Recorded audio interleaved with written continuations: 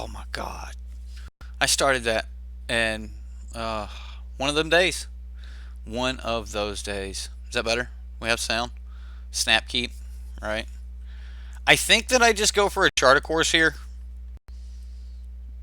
and just pitch an arc light. Is that right? Yeah. I mean, next turn we can hold up spell pierce and charter course again. Maybe we augur next turn. Wow. Okay. So he's attacking. Oh, this is terrific. All right. So I think I just bolt the bird and augur here, and then what we can start getting like serious value. What does he got on turn 3 in green? Like Vivian? Maybe we don't want a Vivian. We get a blink of an eye. It's not bad. Uh oh, it's this deck. PTSD powers activate. The voice is real. Yeah. Sorry you missed the deck tech. I'll have to do that later. It's gonna be one of those streams. You just realized you're Mythic. Yeah, if you play, I think you get Mythic. We just Crackling Drake here? Or does he Vivian next turn? Like, if we Crackling Drake and he Vivians, or not even Vivian, if he plays Nissa, we're in a little bit of trouble, right? So maybe I just chart a course and hold up Spell Pierce value. That's pretty good. That's pretty good. That's pretty good. Oh, membership wise, Mythic. Yes, you are. I think it's there's only a few of you that have the orange, so I think that's you guys have been with us for about a year. I think that's what that is. And for that, major thank you. I think it's you and Justin Clay and Jizza. Might be a few more. Oh no, this is gonna get bad. He ain't trying to play Nissas. I mean, I guess I could bounce it, but he's gonna get a priority, right? I mean, he's not playing it this turn, but the turn that he plays it. I mean, next turn I can keep up Spell Pierce, so if he does try to go for Nissa, we're alright. Ooh, Tormenting Voice. And we do have a Phoenix in the graveyard, so I'm gonna play the Crackling Drake, then play Steam Vents. Yeah, because if we'd have pulled a blue source, I would have just let it go. I would have played the blue source instead of the Steam Vent, so to keep up Spell Pierce. Kiora.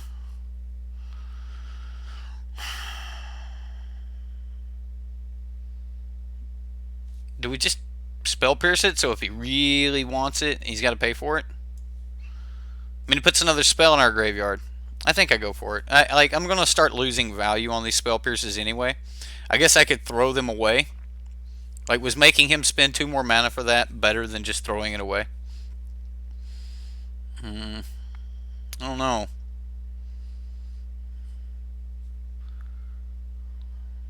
So, we've got a lot we can do right here.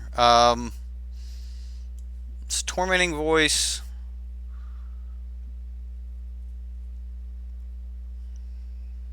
Do I just pitch the Pierce? We just go for it here. Yeah, I'll pitch the Pierce. Maybe the worst thing in the world for me, but we're gonna do it anyway. We can Tormenting Voice again. Pitch Mountain.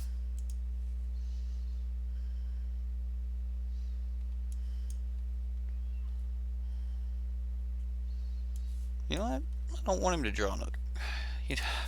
I just need to cast any spell here, right? Should have kept the Pierce now. I'll keep Lightning Strike. That'll be good for next turn.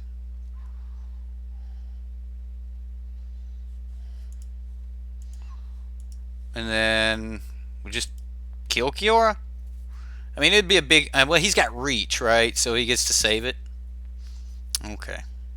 Yeah, that's a thing. He's still got to do a lot of work here. He draws a card. We get to lightning strike this. Okay, he's got a Land of War Elf. Down tick Kiora. He doesn't have reach now.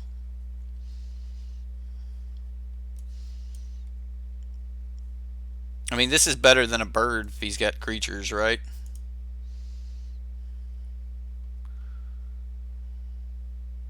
I could put him on a two-turn. Yeah, he's done. Put him on a serious clock here.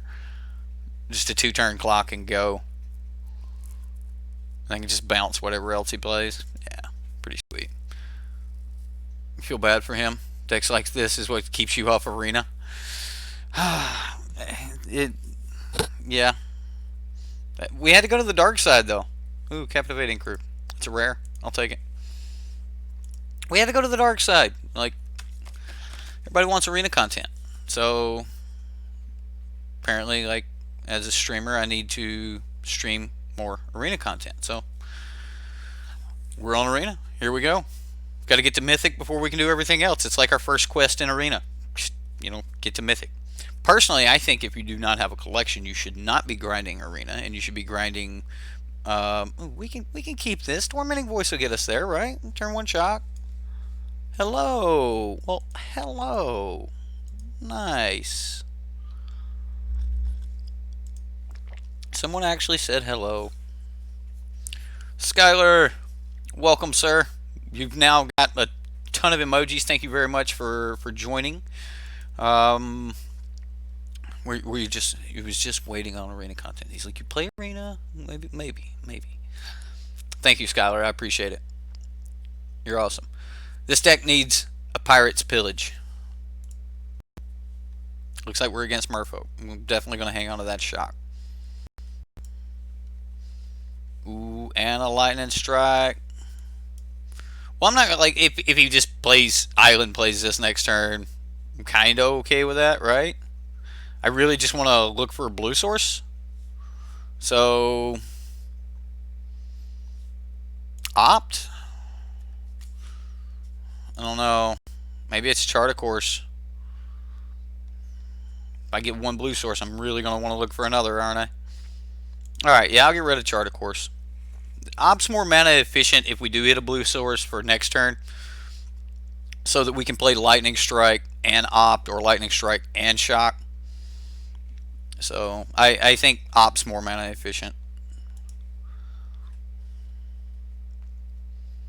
Alright, well, hey, that's a promise.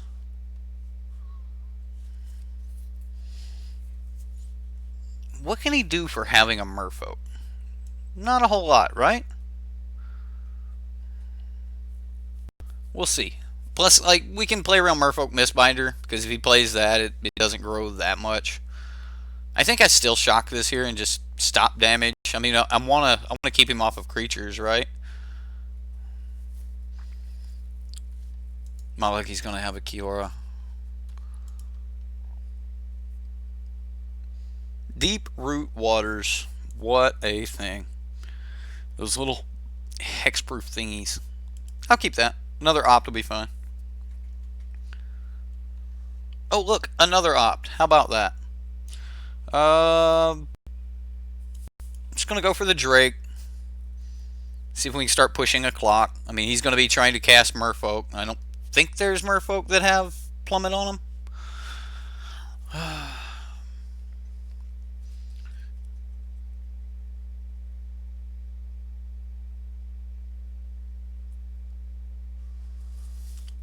I don't know about that. Oh, okay. I get what you're saying. I like griping about Arena as they watch Arena. Is that what we're supposed to do? You're supposed to watch Arena and just talk as much crap as possible about it? Is that the plan? I didn't know that. I didn't know that's how you did this. We can do a bunch of stuff. We could do a Finale, I promise, and kill some stuff, draw some cards. We could just play a Drake, keep up an Op, get ready for like a kill next turn. Kind of like that.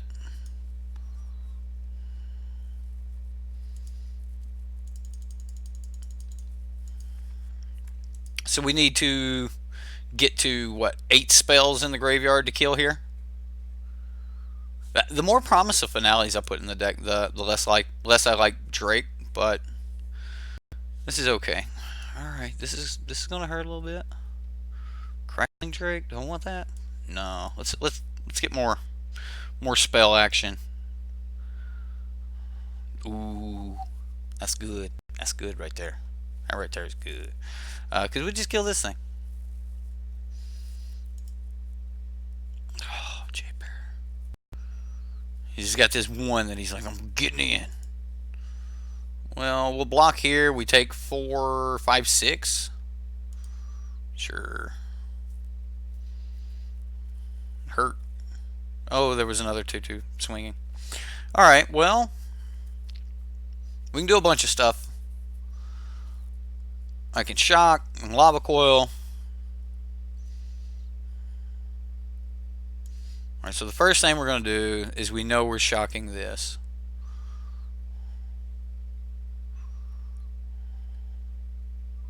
Then what do I want to do?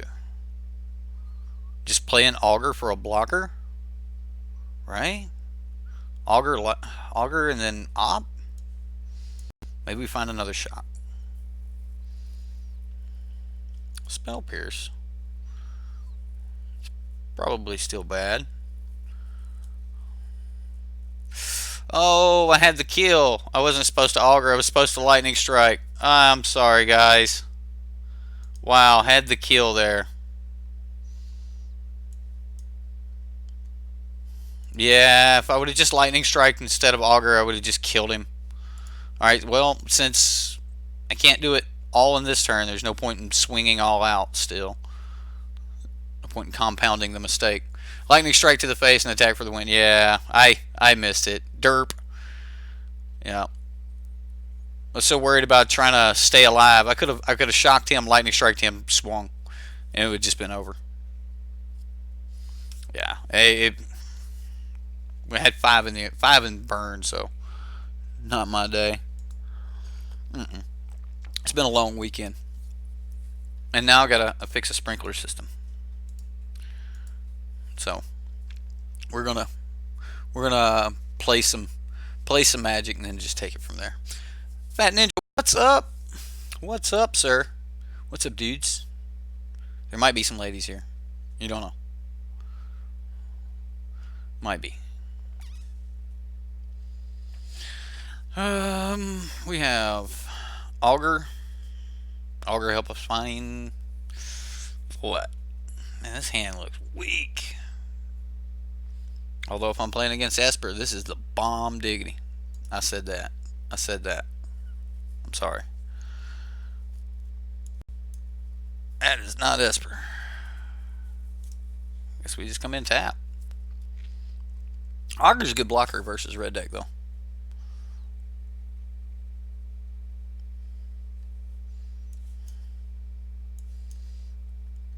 And I will block here to keep him from getting like 2 points of damage in. That Charter Course, is that what I'm after? It is, isn't it? If I want to win the game with Arclight Phoenixes, that's what I'm after. That Lightning Strike would help against some stuff though, because if he goes like swing at you and then Goblin Chain Whirler, I'm gonna be like, where's my Lightning Strike? Yeah, I gotta have the Charter Course though. I gotta get to land. Really need to get to some land. Like Lightning Strike's good, but it's not land. There's a Lightning Strike of his own, so maybe he can still hit me. Nope, just a Fanatical Firebrand. I mean, he's going to hit me, but it's not a light up the stage, which is... I was a little more worried about that. We did hit a land. What does that mean? We put a threat down? We don't have anything. We wouldn't kill anything yet, though. Yeah, I mean, I guess I just auger a bolus here. Again, finding... that's okay. Why not?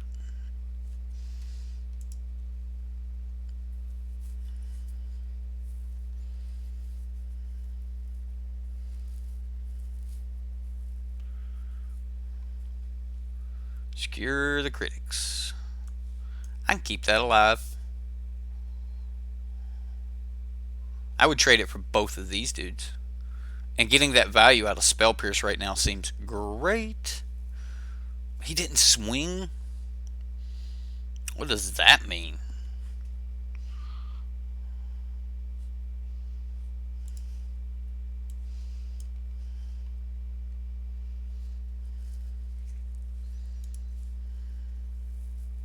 I think it's right to still discard the...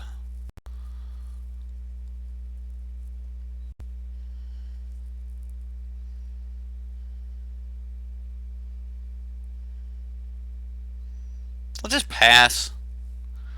I mean, next turn we start to get Enigma Drakes out, and like they have a toughness of, or a power of 2, so we can start from there. Lightning Strike, my dude. Pay more. A Lightning Strike costs 4. So if you do it, you don't get to play your Chain Whirler. just do it again. I think that's wrong. But we are getting... He's got 5 mana. Like, the chances of getting any value out of this are fading.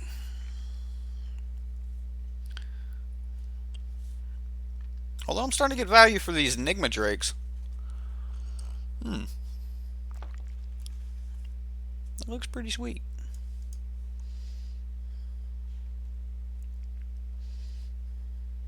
I can pass here, I think. I mean, we're at 15 life. He's down to 1 card. I'm feeling okay about it. Yeah, that's fine. I can outrun that. Steam Vents, I want that.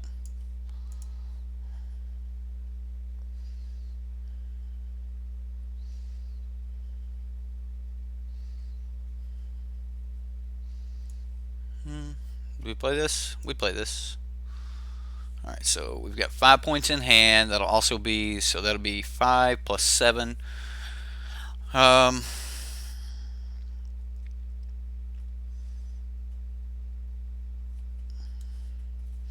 so we can't do it this, we can't do anything near lethal this turn, but we can be lethal next turn if we swing for 5 here.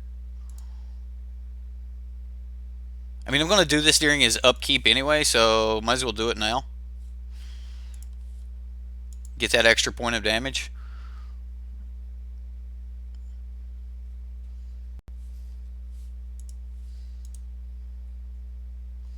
So that's... Alright, so now we just need to swing with both Drakes next turn, and it's game. I didn't miss lethal this time, did I? Don't lava coil, my dudes. Oh, he did it. He killed one of them. Oh, and he got a shock. Putting in work. Alright, so this is 7 right here.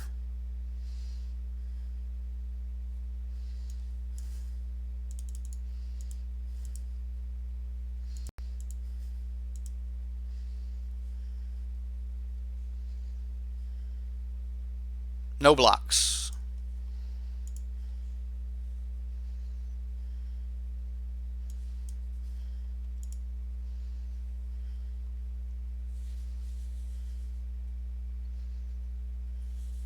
Should have blocked. Oh, yeah. Oh. I didn't miss lethal. That was lethal. Come on. I didn't miss lethal. It was lethal. We got lethal. Could have swept his board and swung with Phoenix. Sure. I mean, that was a line. That was beautiful. See? Thank you. Someone respects it. Alright. Anyway. It was Xaxes. He was at like 14 live. He thought he could live. He's like, I got this. I got this. And I can swing back on the back. Yeah. Blows your mind that he didn't block there. Had to give him the option, right? I mean, if he would have blocked, I would have finished off his board and probably left up Lightning Strike for end of his turn. I don't know. I don't know what I would have done. But he didn't block, so it didn't matter.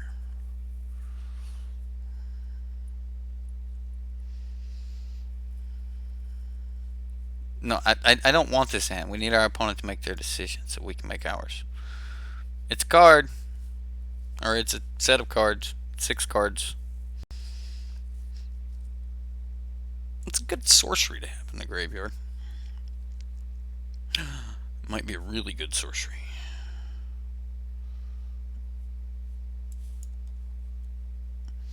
Would I stop Legion's Landing here?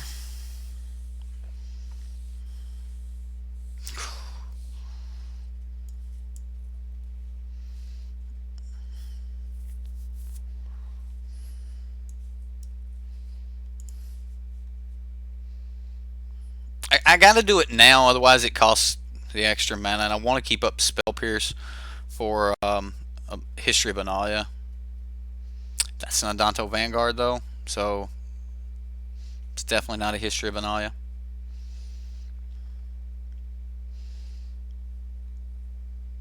There's an Arclight Phoenix. I mean, that means Tormenting Voice got better, right? Alright. So we can get rid of an Arclight Phoenix. So we can draw some more action. Some lands is nice. I don't know if I want to pay live for this, though. That Augur Bolus would be pretty sweet, too. He's got history. I'm going to regret this. I think we... Do we? I'm going to pay it. We're gonna risk it for the biscuit. I think we're just kind of... I think we're just kind of like telegraphing. Alright, we've got Spell Pierce. Don't you cast it. Oh, man. Alright, white deck. Yep. GG, opponent. GG. Kill your Benelish Marshal. Next game. At least it was over quick, right? Whew. Moving on. If we're going to lose, let it happen quick so we can continue on through silver here. Hi-ho, silver, and away.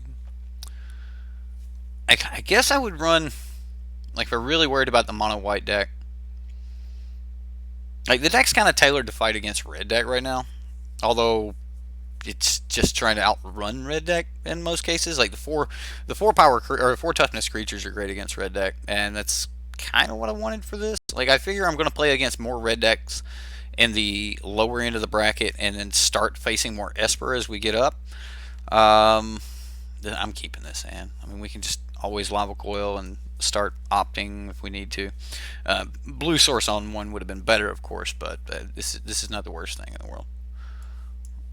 Okay, so it's probably horrible. All right. So we just opt this turn and move on from there. Need to find that Spell Pierce, right? We got to worry about Teferi. Yeah. All right. So we'll opt. Lightning Strike. I like that. Enigma Drake. It's probably not bad either. Just get rid of hero now while he's tapped out. And then, I mean, if he plays Teferi, I can opt.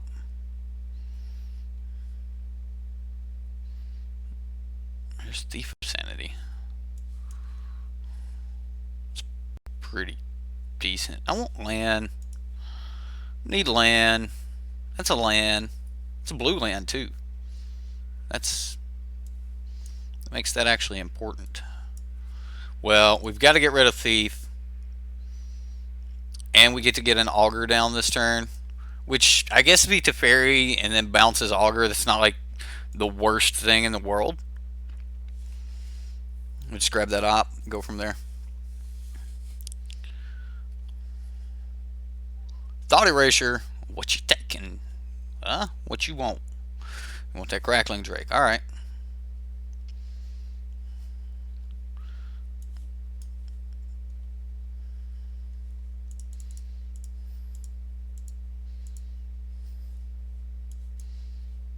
I mean, he knows what I drew, so no point in trying to bluff anything here. Elite Guard Mage. What does that mean?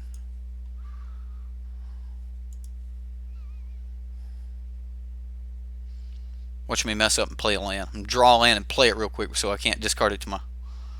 Ooh. Ooh.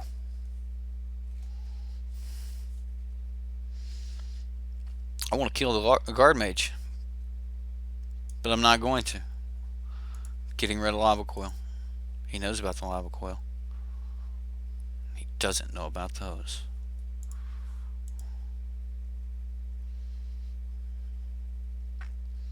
It's pretty good. Still get rid of the elite guard mage too. Um, the idea was hostage take. What? Why? All right, so we crackling Drake. We can still keep up a spell pierce, but I mean, I guess he's just gonna play. Do I hold that?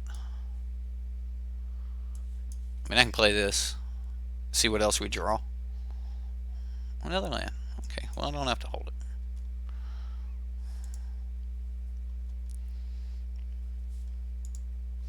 I mean, he's got Thought Erasure. So, I mean, it can block, but it's not going to do much else. Alright.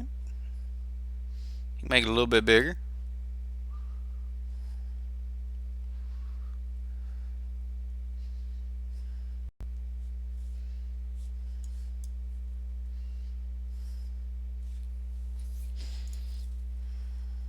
I think this hit for 9 here is pretty solid.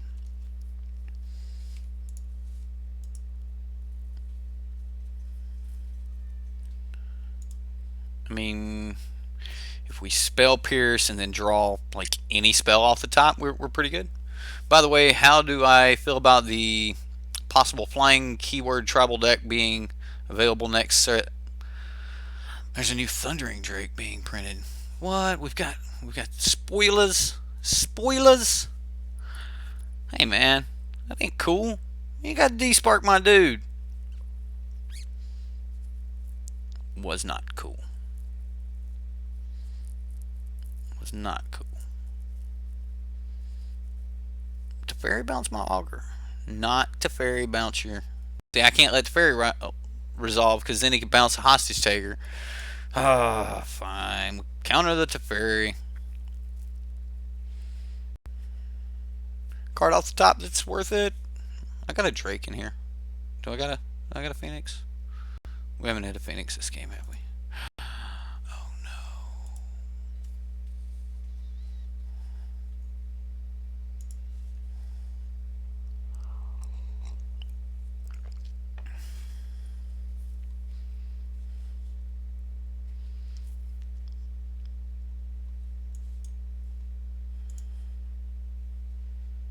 Got to get rid of the hero, right? Otherwise he just overruns me.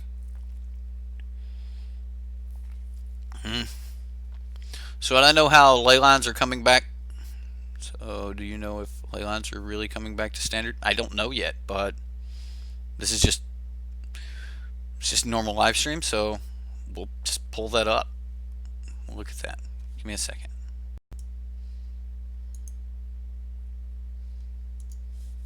Charticourse is good. I think I can even afford to get rid of one of these mountains.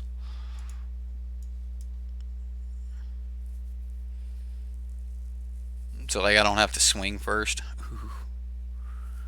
He's got a way to deal with it. I mean, he does technically have a way to deal with it.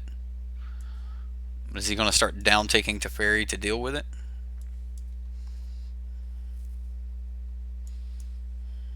Alright.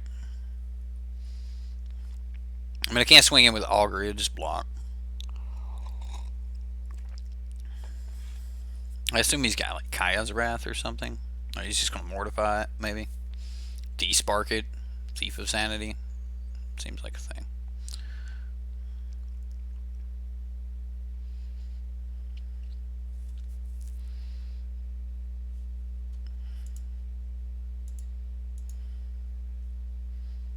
Pretend like we actually have a spell to cast.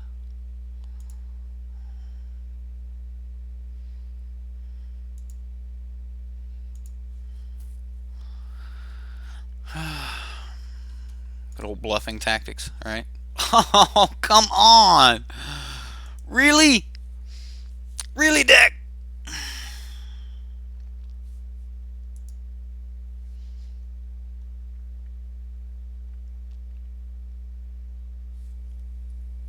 All right. So what? We're looking for Mythic spoilers.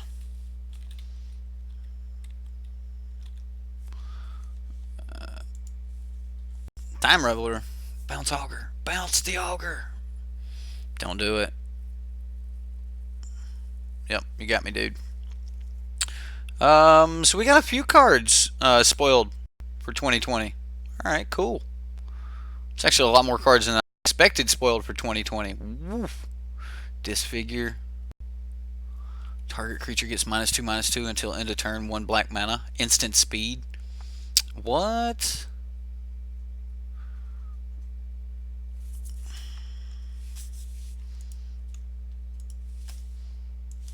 There's some cards here, guys. There's some cards. We've got to have a talk. We got to have a little bit of a talk because there's some stuff. Like wow. All right. We got a new Ajani. Let's see. You gain life equal to the number of creatures you control plus the number of planeswalkers you control. +1. All right. -2. Create a 2/2 white cat creature token. Name Ajani's Pridemate with whenever you gain life, put a +1 counter on it. Ajani's Pridemate is a token now. You can play this dude and just downtick twice for double Ajani's Pridemates. What? What? If you have at least 15 life or more, 15 life more than your starting total, exile Ajani, Strength of the Pride and each artifact you control and creature your opponent controls. What? See, so if you've gained 35, if you're at 35 life, you can just play him and zero him, and get rid of each artifact and creature your opponent controls. I think I like the turn 2, like the -2 the best. We've already talked about the Chandra's. I knew she was out, and we knew about her Spitfire, the elemental that's coming with her. Whenever an opponent is dealt non-combat damage, Chandra's Spitfire gets +3/+0. So you burn your opponent some other way, and this thing it's Kennel Fiend. Like it'll get out of hand. Cavalier of Flame. All right, so clearly a red card. So Goblin Chain Whirler +2 will give you a 6/5 with an ability on it for 1 red and a colorless. Creatures you control get +1/+0 and gain haste until end of turn. When Cavalier of Flame enters the battlefield, discard any number of cards, then draw that many cards. Alright, there's more. When it dies, it deals X damage to each opponent and each planeswalker they control, where X is the number of land cards in your graveyard. Alright, so you can pay 7. Actually, you can just pay 2 to give any of your creatures +1/+0 and haste. So after you get him down, like everyone's getting haste. Whenever it enters the battlefield, discard any number of cards, then draw that many cards. So you discard all of your land cards, and then if they kill him, like so they have to exile him. If they don't exile him, he does like I don't know, bunch of damage. How many lands are we gonna have in the graveyard? What's up, Being Informed? How you doing, man? Stream took a little shift. We're talking about some spoilers now. All right, like spoilers are good. Cavalier of Flame is very interesting. I think it's a little much to pay for a card, but it's still a 6/5, and I don't know. It looks very interesting. There's a lot of wordage right there. Just a lot of wordage. Play him in some type of ramp deck where. I mean, is Scape Shift still going to be around? How long is Scape Shift going to stay with us? Does that leave in October? I don't know. Whenever you activate a loyalty ability of a Chandra's Planeswalker, you may pay 1. If you do, copy that ability. You may choose new targets for the copy. Doesn't seem like it's regulating much. Chandra's Regulator. 2 mana legendary artifact. You can also pay 1 and tap it and discard a mountain card or a red card to draw. So it's a draw engine. You can copy Chandra's abilities. That's pretty decent. Yeah, that's interesting for sure.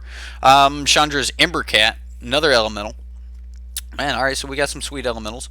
Tap and 1 red mana. Spend this mana only to cast an elemental spell or a Chandra Planeswalker spell. Okay, so that feels like a Planeswalker deck card. All right, so Leyline of Combustion. Someone asked earlier, are the Leylines coming back? I normally trust Mythic spoilers. Like, they don't normally just throw everything up. So, like, I don't know, sometimes they will, but it looks like the Leylines are back. I doubt they're the same Leylines. Leyline of Combustion. If Leyline of Combustion is in your opening hand, you may begin the game with it on the battlefield, so it works that way. Whenever you and at least one permanent you control becomes a target of a spell or ability your opponent controls, the Leyline will deal 2 damage to that player. Okay. So if they target me, we burn them. I don't really like that. I mean, it's okay, but I'm not big on that one. Whenever Dragon Mage deals combat damage to a player, each player discards their hand, then draws 7 cards. Okay. There's some thoughts, right? Like some Narset, right? I don't know. I mean, it's a 7 mana 5/5 flying dragon without haste. It's a lot. It's a lot. We've also got Flame Sweep here. It looks like this is an arena spoiler. Flame Sweep deals 2 damage to each creature except for creatures you control with flying. That's 3 mana instant. Except for creatures you control with flying. I mean, so that's their flyers. It's instant speed, 2 mana wipe. This is better than Fiery Cannonade, and I'm a pretty big advocate for Fiery Cannonade. Like, 2 damage is about where we want to be. I mean, I'd rather have 3, of course, but instant speed, 2 damage, and you could keep some flyers. Like, one of the big problems with Fiery Cannonade right now is people play Dire Fleet Daredevil. People play Fanatical Firebrand. Like, people were playing Siren Storm Tamer and things like that. So there were some cards that you just really didn't want to getting through your sweeper, and it's pretty sweet. I'm interested in Flame Sweep. Goblin Ringleader. Well, look at that fella. 4 mana, haste. Goblin Ringleader enters the battlefield. Reveal the top 4 cards of your library. Put all Goblin cards revealed this way in your hand. Put the rest on the bottom of your library in any order. Goblin Ringleader. 2/2 for 4, but you know, in a heavy Goblins deck, you could probably draw some cards. Cool to see it. Infuriate. Oh, is this going to be one of those cards that infuriate me? 1 mana cards that shouldn't get play but do. Target creature gets +3/+2 until end of turn.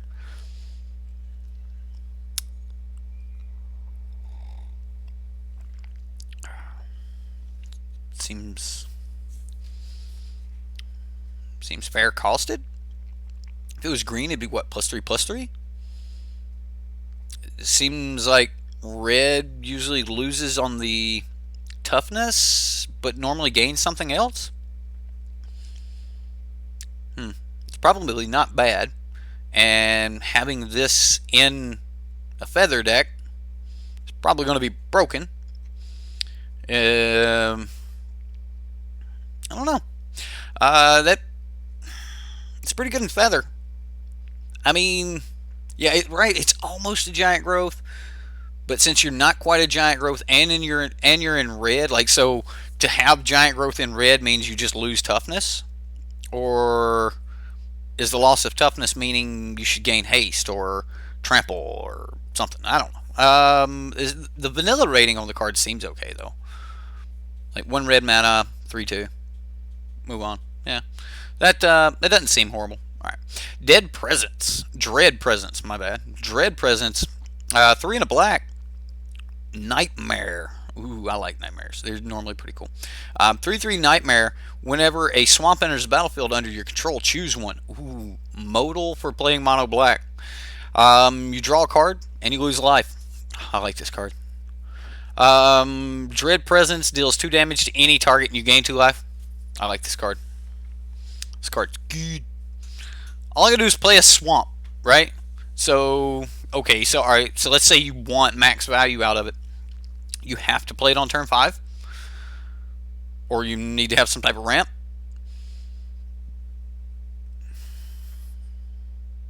What is the combo with this and Scape Shift? Like, what's the combo with this and multiple, right? Swamp Shift? Okay. Alright. At least chat's with me here. There, there's something here. There's something here. Reminds you of a black tireless tracker. Ooh. Yeah, but tireless tracker would trigger off of what? Any land? You make a clue? Yeah, it was pretty good. Dread Shift. Oh, the Dread Shift decks are coming. The Dread Shift decks are coming. That might actually be pretty cool. We might have to play around with that. I'm sure there's going to be a streamer event. We'll. All right, I'm actually going to grab a pen here. Like we're coming up with ideas of decks that I will have to build for the next early access event. Do I have a pen? Oh my goodness, no pen. Really? I've got paper. Where's my pen? Oh my gosh, I'm at a computer. Don't be an idiot.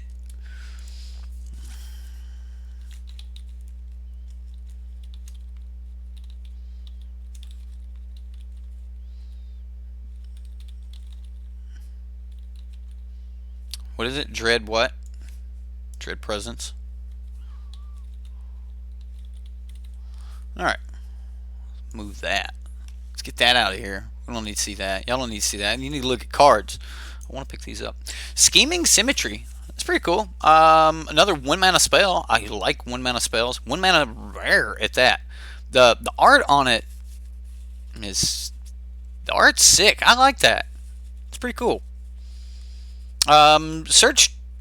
Alright, choose 2 target players. Each of them searches their library for a card, then shuffles their library and puts that card on top of it. Oh my goodness.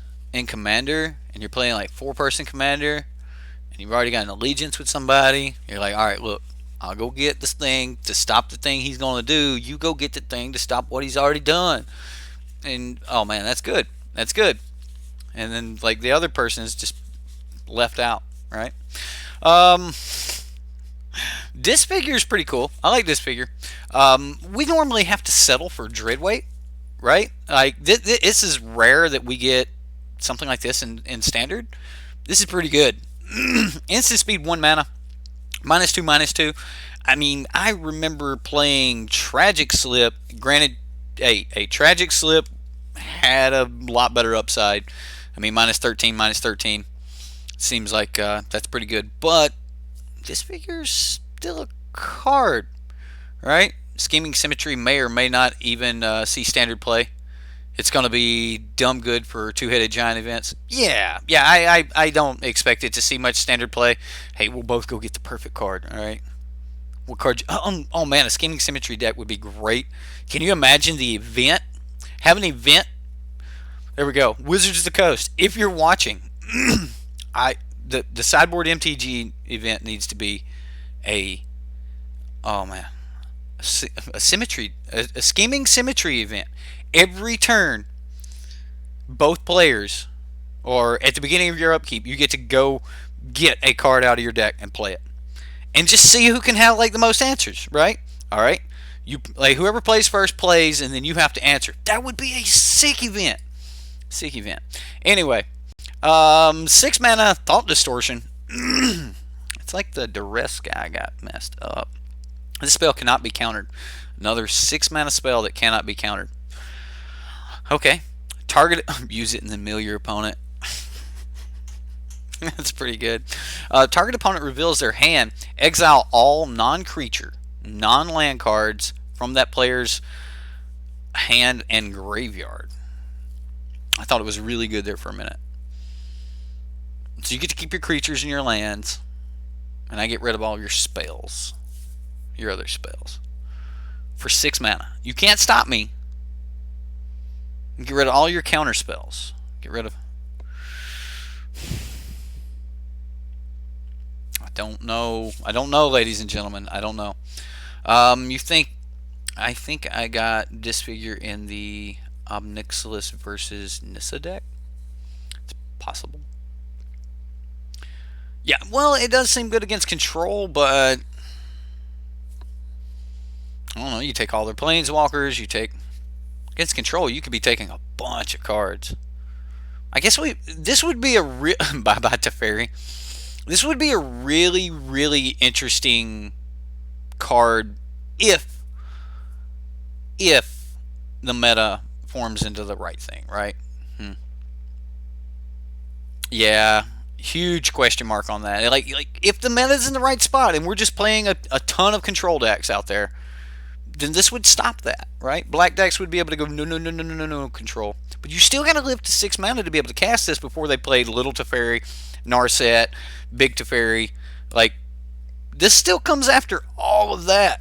Yeah, okay, so you take their entire hand, but you still got to live that long, and you've got to do things, right? Like you still have to play spells. I mean, it's thought distortion, so I mean, naturally you're probably going to be playing in a blue-black deck with some thought erasures. So you could probably build a deck around it, but how much of a hand do they have left after you've like thought erasured and duressed them to death? I don't know. It'd be really great late if they had been picking up steam. Yarok Finlurker. It's another horror. Double black for a 1/1 horror, and when it enters the battlefield, each opponent exiles a card from their hand. And then it has an ability. You can pay 2 and a black, and Yarok Finlurker gets +1/+1 until end of turn. It's okay, whatever. River's Rebuke, then Thought Distortion would be epic, depending on what's on the battlefield. If there's a bunch of creatures on the battlefield, and you didn't really get rid of a lot, did it? That's a 12 mana play though. Just want to throw that out there. Okay. Watch Wurzel Elementar. Oh, okay. This is not in English. My bad.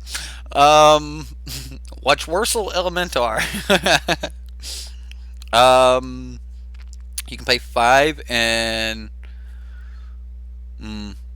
trap it and land. No, we're not going there. Return a land you control. Oh, no. Target land you control becomes a 5/5 elemental. It is still a land. That's what it is. That's what this is. Pay 5 mana and target land you control becomes a 5/5 elemental. I guess. I don't know. Click on it. You think there's a translation? I hope so. I like trying to figure them out, okay? Oh, it has haste. Untap target land you control. It becomes a 5/5 elemental creature. So it untaps them. Alright. Those extra little keywords in there. Untap target elemental, or to untap target land you control, it becomes a 5/5 elemental creature with haste. It's still a land. I was close. Chat. Alright, so this is a 6 mana thing that if they don't kill it, you're making some big dudes.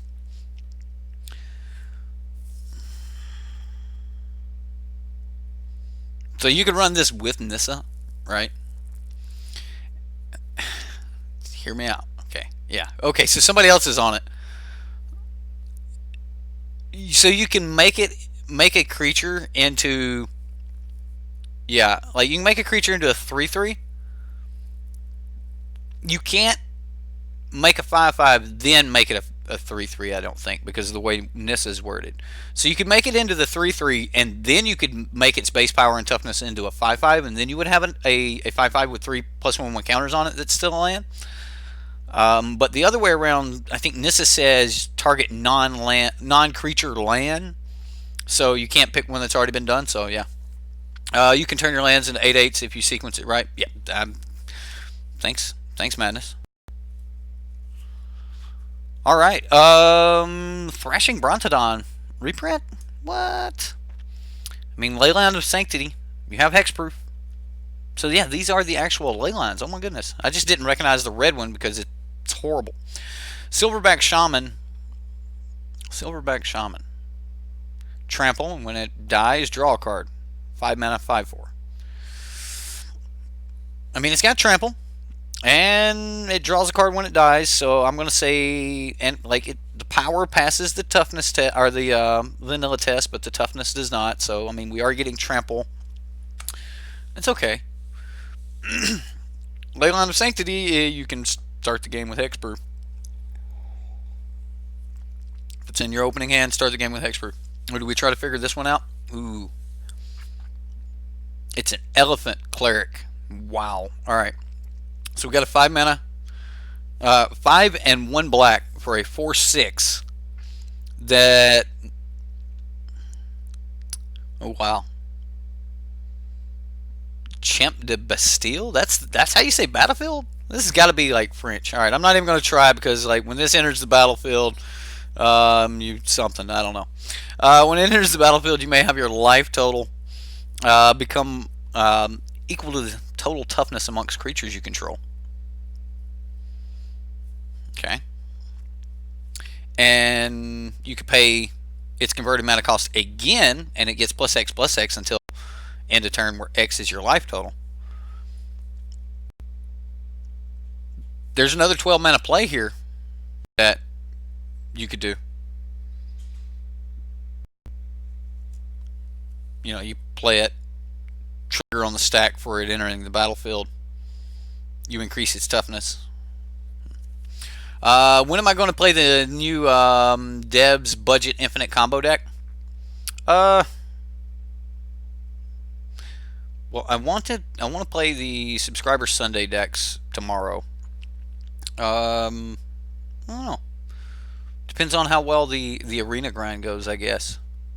But I will play it. It's one of his budget decks, so I will play it. I guess we could look for that tomorrow night, and then I'll do the midday for the other ones. Yes, Deb's deck. Well, all right. So Deb's doing a lot of his own streaming now, or his own gameplay. So we're just doing the budget decks this season. And then if people want me to play more of the decks that he may have already played or something like that, next season we'll just go back to full blast on the Debs decks. Um, I'm using that time to get in some other sweet decks. Like we're gonna play a lot of the first place decks from like weekend tournaments and things like that. Played Jim Davis's 4-color Dread Horde. That deck was sweet. Oh, that deck's sweet. Anyway, so like that's we're still gonna be doing the budget decks. So yeah. We'll be playing the budget decks, and I've said that I'll do land upgrades and upgrades that Dev said talked about in his video, because like he always gives us a couple cards that yes, you could put this in here, but you know I just didn't have the budget for it, so we'll put those in and we'll do land upgrades. But yeah, we'll let's move on here though. So like this thing, there's going to be something weird with this. Angel of Vitality is a 2/1 for a 2/2 flying, and if you would gain life, you gain that much +1. Okay. Angel of Vitality gets +2/+2 as long as you have 24 or more life, or 25 or more life. Huh? Where'd I get 24? But 2/2. All right. It's not a Sarah Angel, right? You're honestly waiting to see other cards crop up before you try to think of a list, but right now, you're not a fan of that elemental. What? Which elemental? You put some gameplay up for it. We'd like to see some more, though.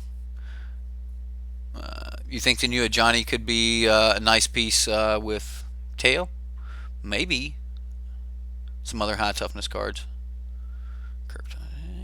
Okay. Alright, Negate's not going anywhere. Staying in the format. Staple. Magic staple has to be there. Disenchant, that's not bad. Destroy target artifact or enchantment. I mean, it's a white naturalize. Decent card. Not a lot you can say about it. Oh, I missed one. 2 mana Devout Decree. So 1 and a white for a sorcery. Exile target creature or planeswalker that's red or black. Boo, Wizards. Boo, boo, boo. This should have been a Celestial Purge, right? That's That's heartbreaking. They should the format is strong enough that we could have had Purge, or is it Purge? Celestial something. Come on, Thesaurus. There's got to be a Thesaurus on this card.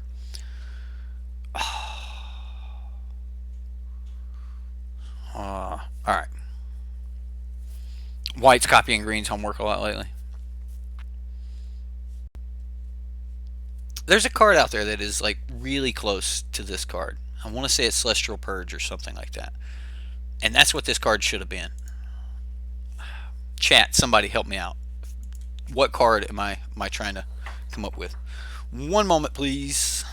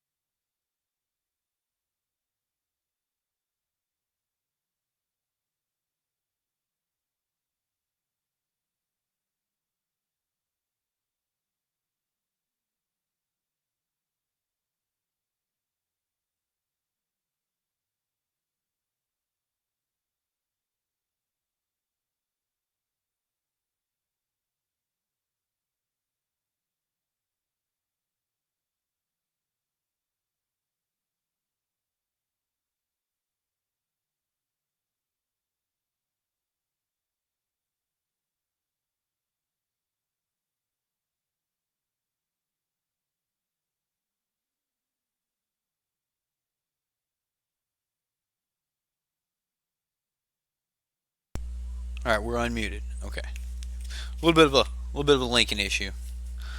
Somebody got mad. That's all. That's all. Anyway, all right. So maybe chat help me out there. Um, Celestial Purge. No, nobody looked it up. It was Celestial Purge. Thank you. Fat Ninja is awesome. Um, what? All right. Antimis All Seeing. Man, I don't even know how to say that Sphinx's name. Anyway, so we got three blue, so Tempest Gen and three generic for a flying 4/5. Man, Kefnet, you cost a lot more now. But what do you do? All right, so we get ability for tap it and two and a blue, draw two cards, then discard a card. Whoa!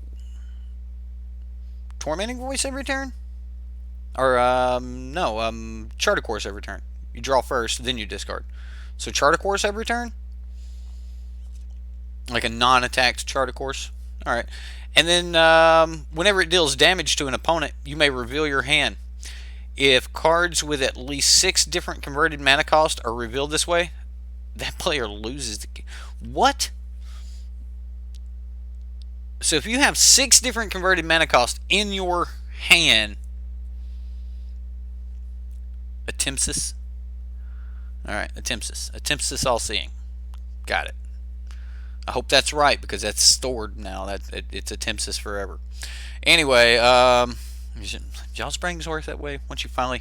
This is how I'm going to pronounce it. I'm sorry. Wow. All right. Alternate win con. Purge, Morty.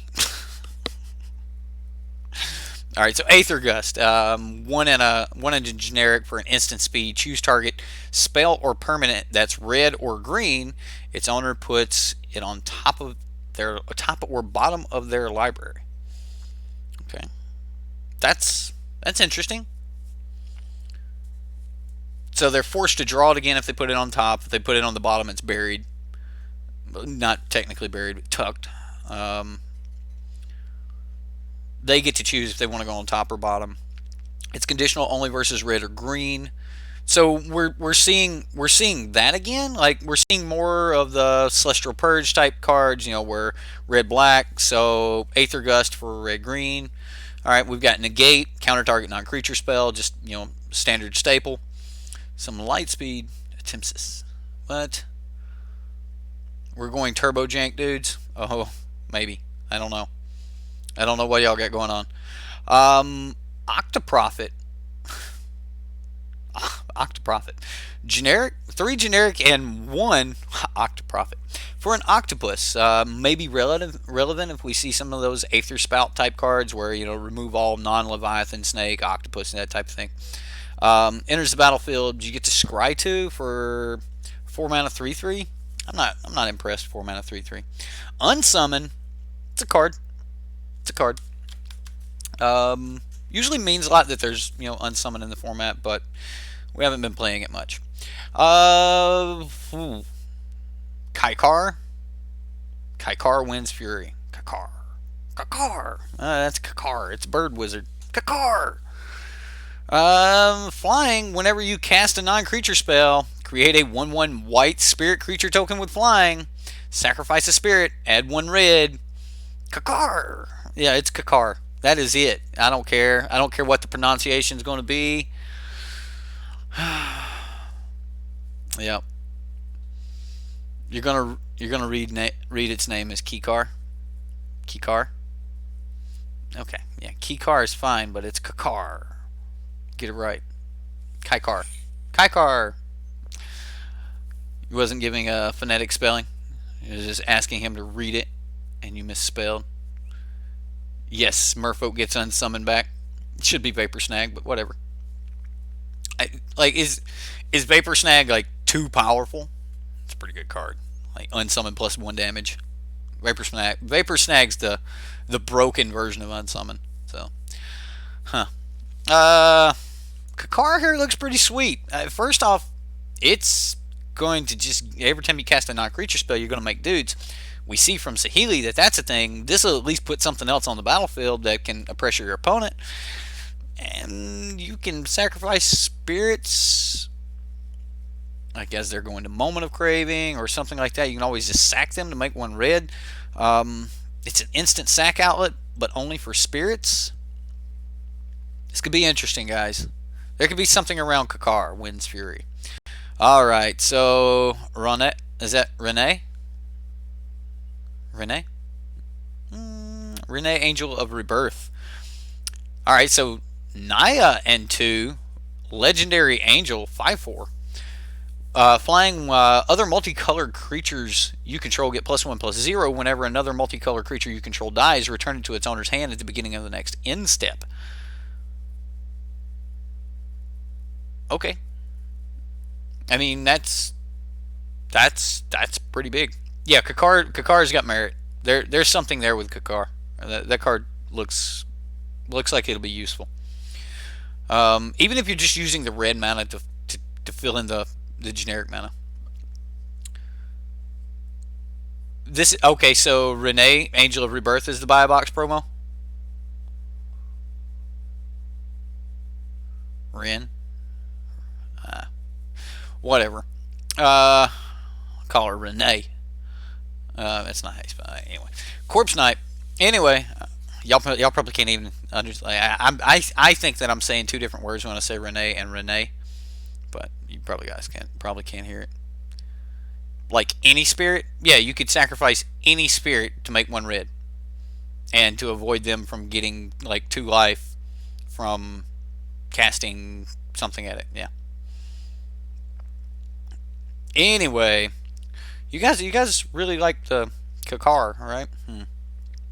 Afterlife Plus. Right. Okay, so Renee looks really interesting because whenever another multicolored creature you control dies, you get it back at the beginning of the next end step. So now, you're wanting to... I mean, it's what the Scarab God had, right?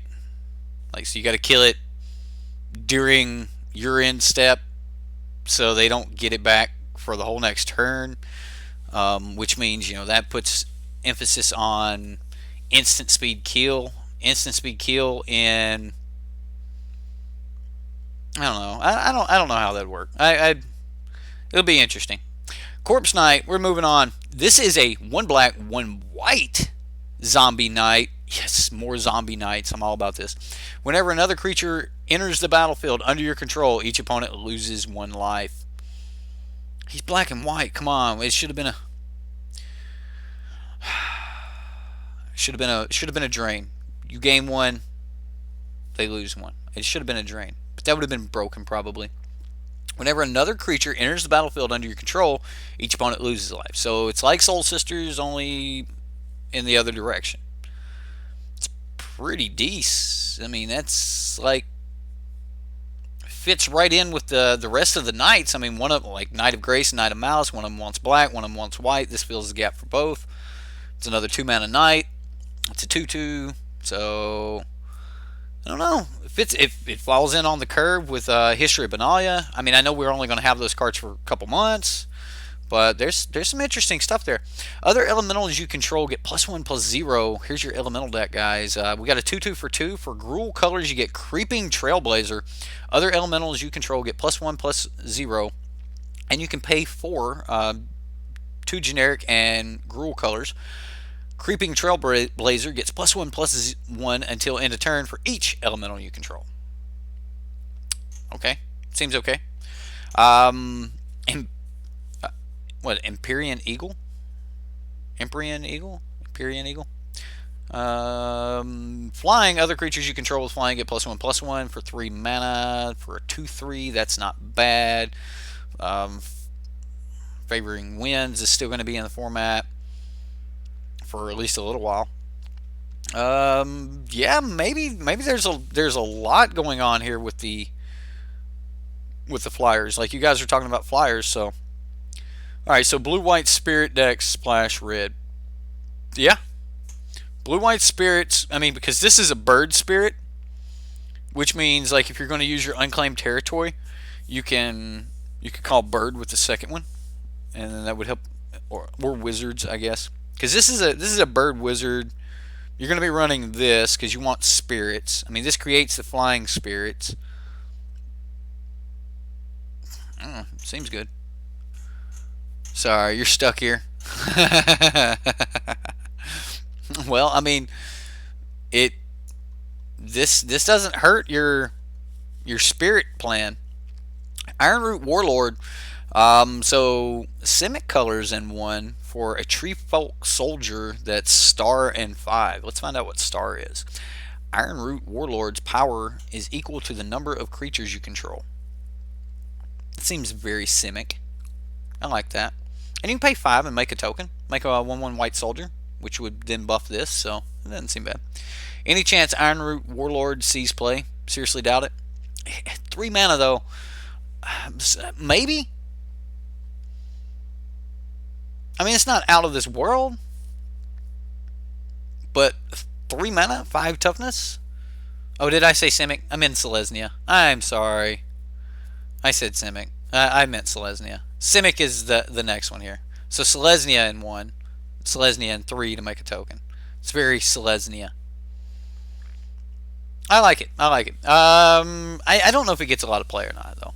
Alright, so Risen Reef, Simic in 1 for an elemental, 1/1. And whenever Risen Reef or another elemental enters the battlefield under your control, look at the top card of your library. If it's a land card, you may put it on the battlefield tap.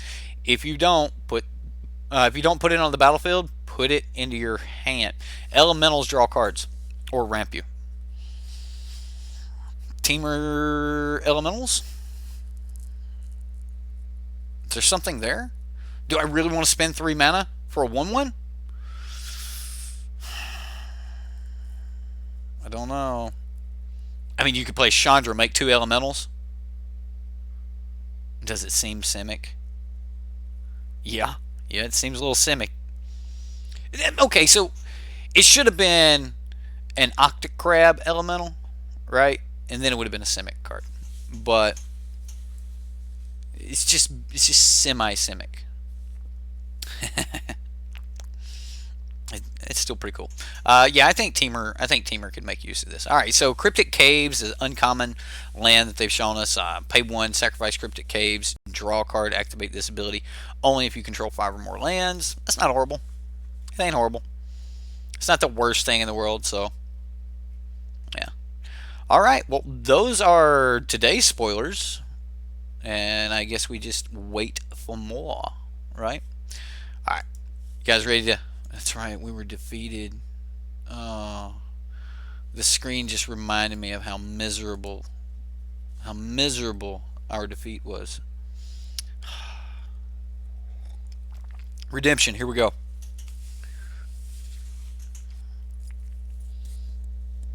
That's it. We're going Teamer Elementals. Yeah, I'm with you there, Aiden. You guys seem to be way behind on chat though, so make sure you click that live button to catch back up. Does that creature factory build and not factor? What? Does the creature factory build not factor in? You feel like that could matter somewhere down the line?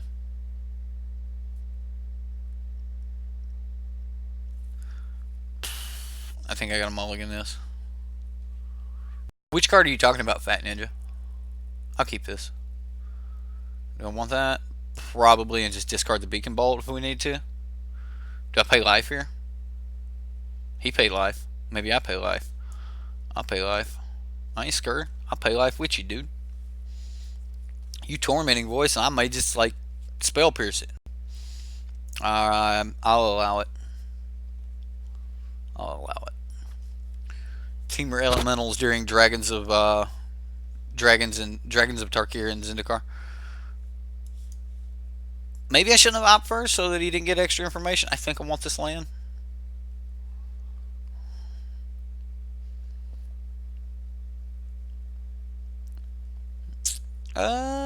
Tormenting voice for the opponent.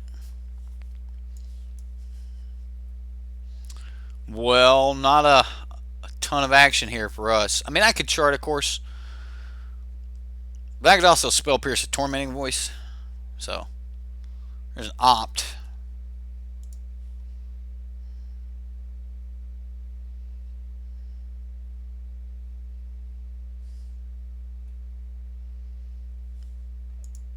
I mean, he's got opt in the grave. Another augur. Lightning strike. We hit land.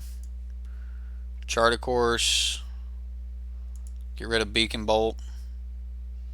Pass. We'll find out.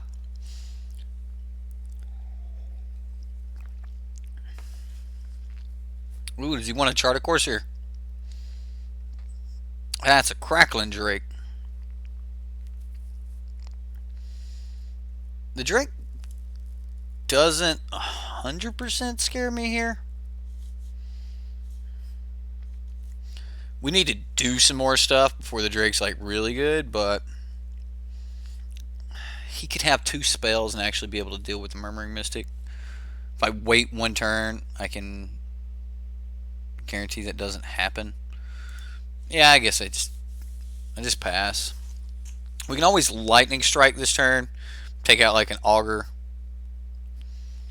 Because if I can get Murmuring Mystic down and protect Murmuring Mystic, then I think we win this matchup. Maybe I should run dive down.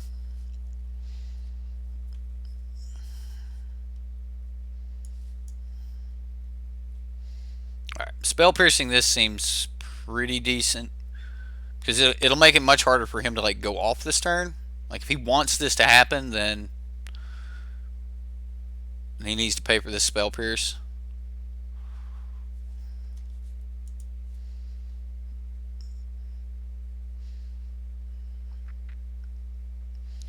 Like if nothing else, I can use spell pierce to just make his Phoenix turns that much harder. Alright, so you just do a whale land.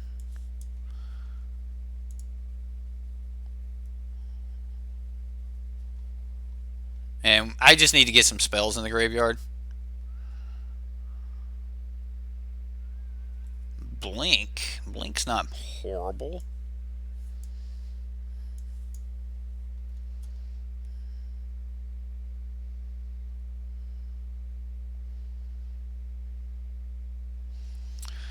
Alright, so I mean if he's got Lightning Strike, Shock, then if he's got Lightning Strike, Shock, Land, I'm in trouble. I mean, okay, so he needs to go land Lightning Strike, then Shock. And I'd be in a little bit of trouble. Like, losing this Murmuring Mystic would be bad. He does have it. He's got it.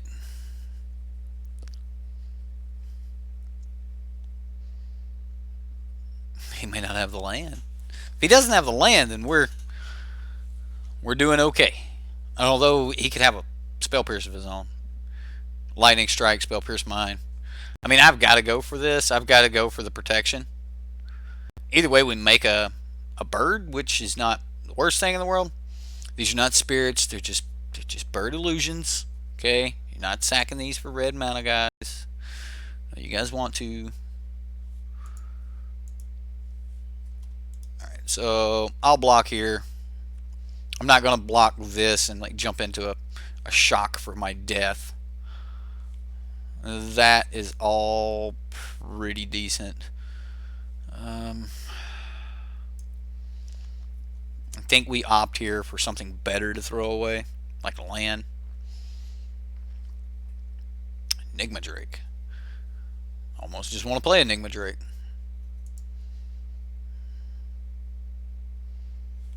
I think I do want to just play Enigma Drake. Just hold up the blink of an eye. I mean, that's pretty sweet.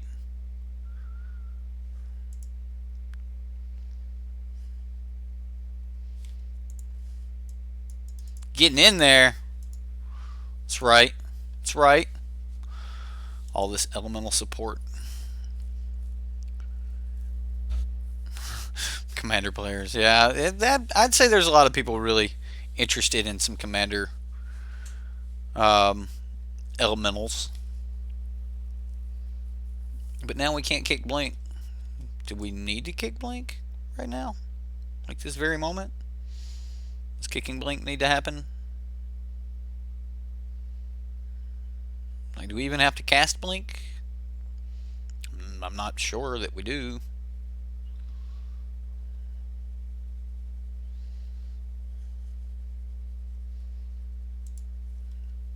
Probably need to now.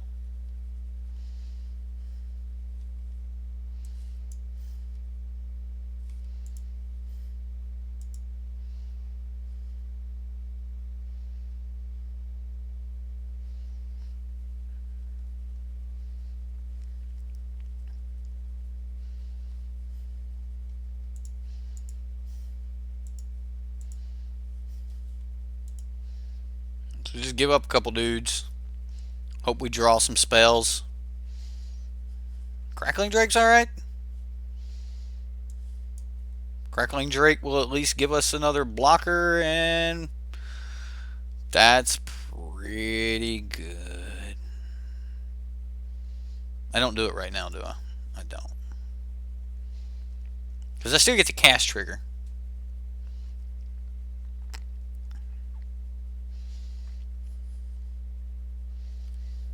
So, I don't know, we'll see. Kicking Blink replaces it. Right. Yeah, I get that. Any dead card just becomes a Beacon Bolt, though. Alright, so he's getting back Tormenting Voice and like Lightning Strike or something. Okay. Seems fine. Now I have to wait till I'm into combat to burn the Phoenix, otherwise he just gets the Phoenix back. Alright, so he Lightning Strikes me.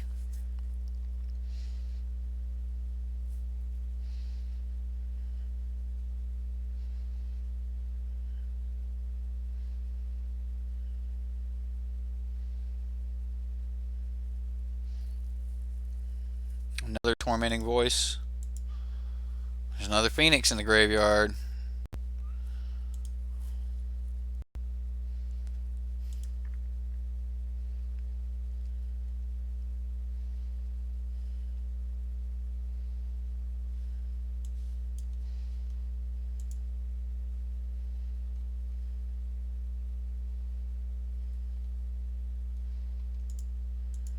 Block a Phoenix. Block a really big Drake.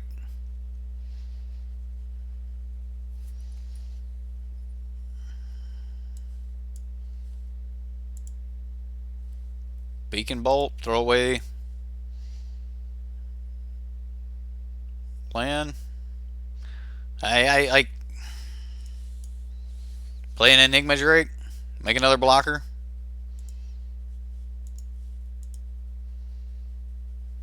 I mean, we've got 2 flying blockers, so if he can Finale of Promise go off again, I mean, we can try not to die to lethal. Alright, he's lethal on the backswing, so he's got to be lethal right now. So let's see what he's got. A few cards with each guild's perspective mechanic on them. Fair enough. I get what you're saying. Like, war was more about storytelling than it was about representing the guilds. All right, he got a Charter Course and a Lightning Strike. Lightning Strike me.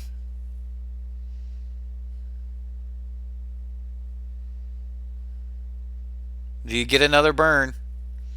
Arclight Phoenix, Arclight Phoenix. Even shock kills me right now because he can just shock and remove the bird.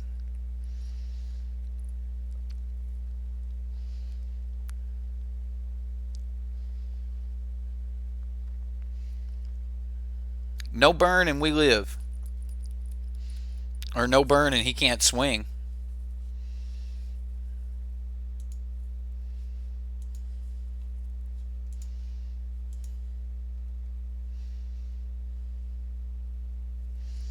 Where's the risk in this? Do I hold something back?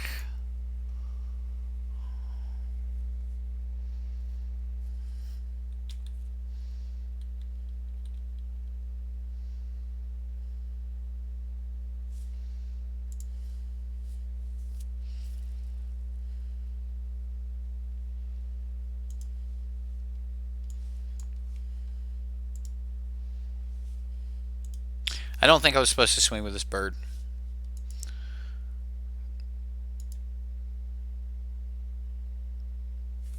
We can turn full control off now. So he's got 1 blocker. Oh, I didn't swing with the other Drake? I meant to swing with both Drakes right there, guys. I really did.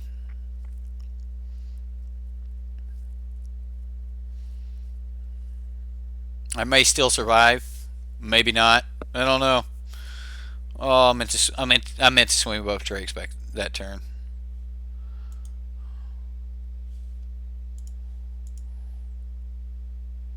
Well, we lose this race.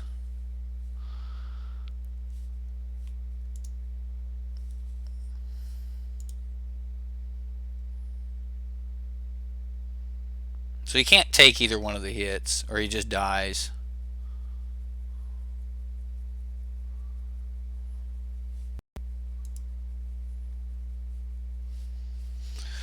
Alright, if he can get back his Drakes. If he can get the Phoenixes back. I missed lethal there. I missed lethal by not swinging. So, where's Clay with all the punts, right? I know. We need Justin. What's up, Alba? How you doing, man? There's a finale. Alright, that's game. Yeah, I meant to swing with that. I thought I was swinging with it, but it was a misclick. I'm not going to call that I wanted to swing with that, and I thought that I was, so I'm not calling it a punt. It's a misclick. Punt is when I just don't see a line and just no. Yeah. That being said, though, there have been plenty of punts. New song done. It reminds you of a song that I have on here. It has that swing to it. Rush's favorite. You'll post it on the Reddit. Sweet. Thanks, Alba. Albatross here is a composer or musician of sorts. He's always playing around with some music, having some fun with that, and he has recently started posting it on the Sideboard MTG subreddit. So if you guys want to check it out, you can jump over there and do that. Green screen? What? Yeah. My head's like completely out of it though, right? Play like this, right? Just no head, headless guy. We could do that. I'm sure we could pull that off.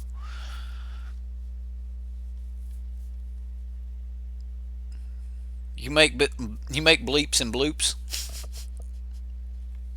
Fair enough, man. Fair enough.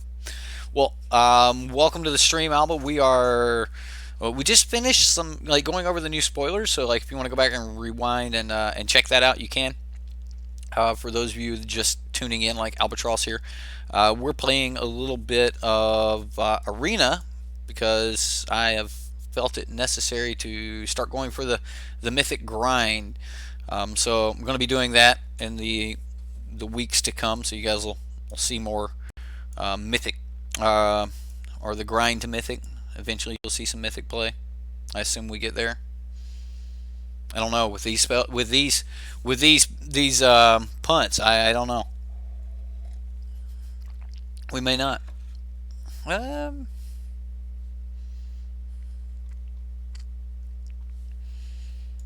So the opponent has played an Incubation Druid. What do I need to worry about next turn? Or do I need to just opt this turn and make my land drops? I think I just make my land drops. Yes.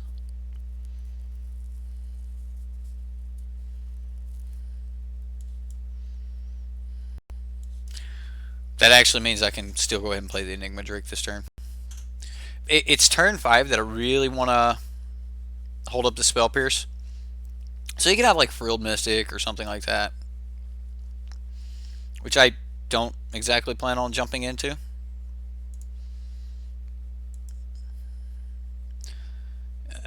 Nissa would be pretty backbreaking for us, so Frilled Mystic wouldn't be the greatest thing either.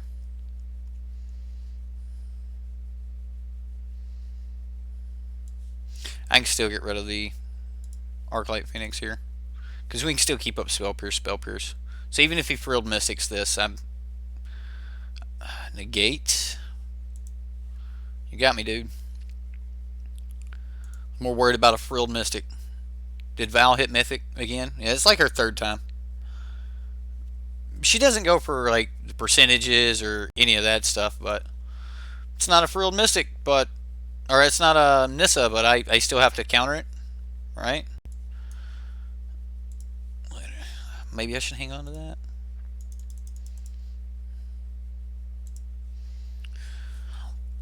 Yeah, Val will sit around and just grind with mono red, and I can't do that. You love the sound of raining, especially when your room's all dark and stuff. Don't tell me you're just watching me in the dark. Might be creepy.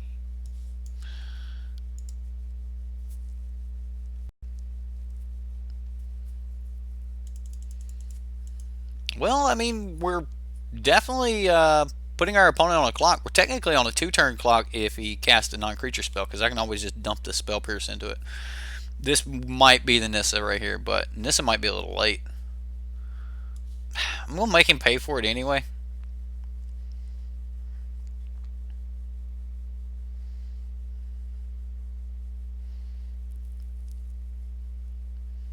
Maybe that was wrong.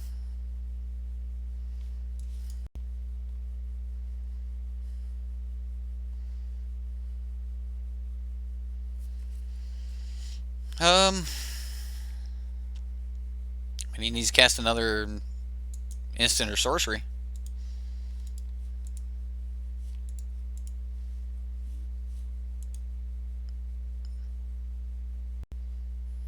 Sweet. I do not care that these trade. I care more that our opponent no longer has a big fat creature.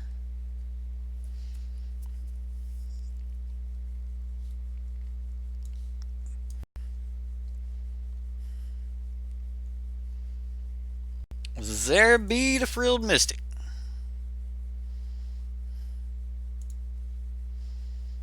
So he did have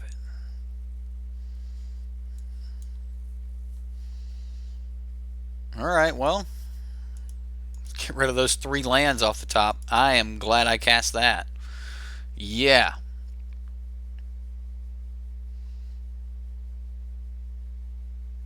Ain't that creepy? Always watching. Yes, Valentine is here. How about that? No blocks, we'll take 3. Pooey.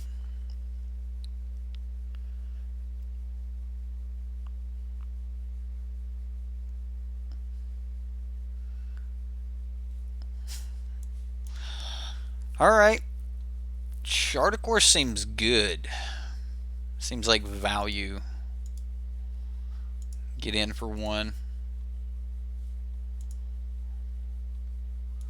And we can chart a course.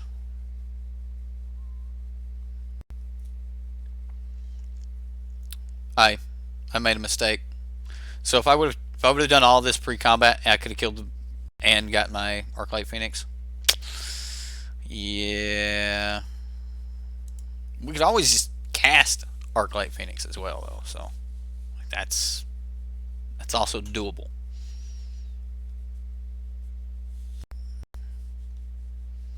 Vivian Reed. We have to hurt that.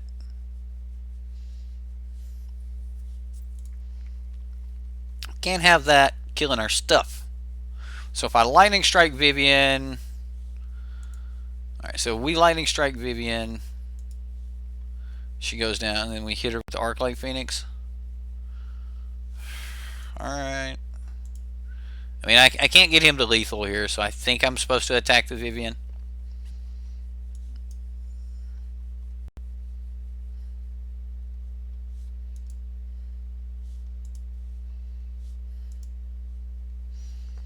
Okay, game.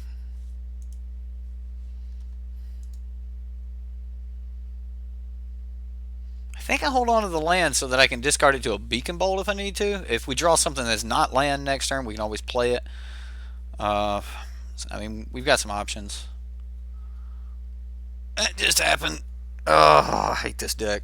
I hate this stupid deck. This deck's really good, though. Them's fighting words, Val. Them's fighting words.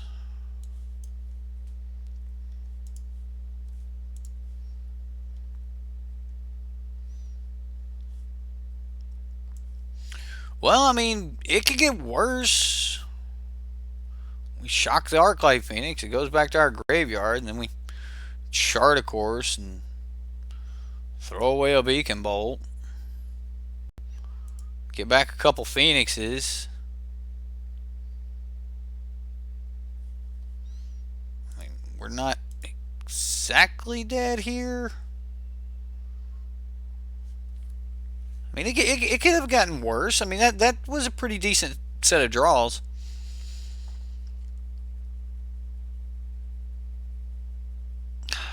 Right, so I've been trying to get her to actually do some stream.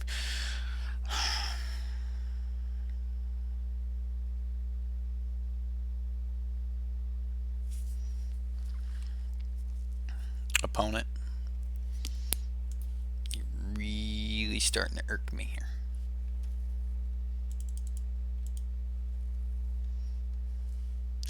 We will take Lightning Strike. Also take Beacon Bolt. Going to Beacon Bolt a Phoenix. Beacon Bolt's pointing at that one. Hit the other Phoenix. Technically, I only need to bring back one and then Lightning Strike him. So maybe I just did that wrong.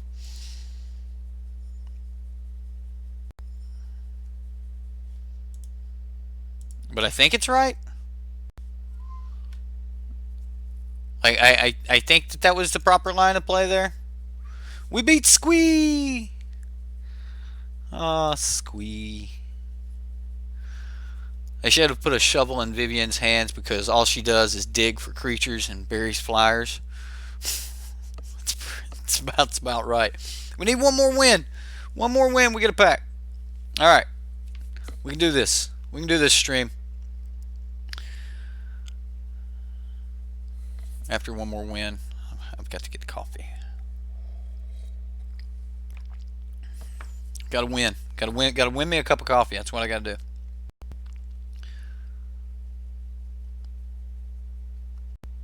Alright, so land, op, chart of course, snap. You're gonna put the chat down, but you're still here watching. Go check out your new song on Reddit. Absolutely.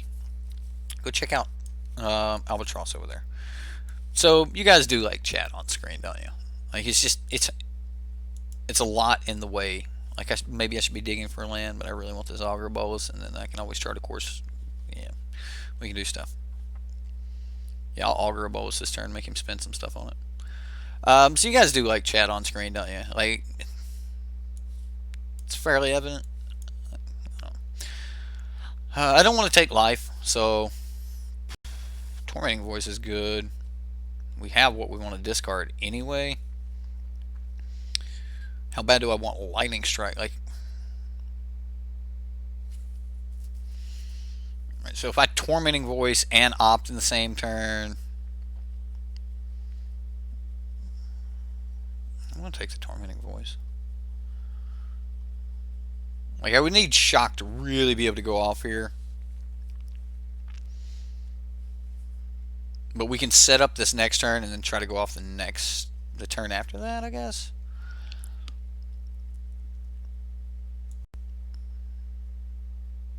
I guess I'd actually just chart a course here. Maybe I didn't need Tormenting Voice at all.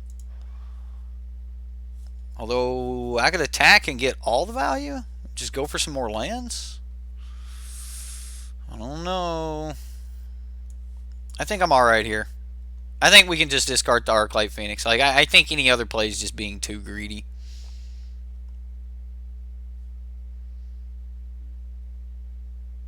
Yeah, I'll get rid of the Arclight Phoenix. Worst case scenario, I can just pitch Tormenting Voice to itself.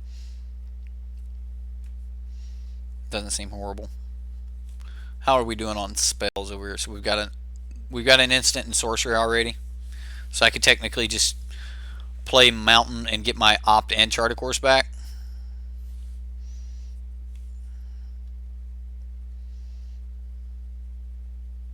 What does opt and chart a course do for me here, though? I think I may actually need some removal. Yeesh.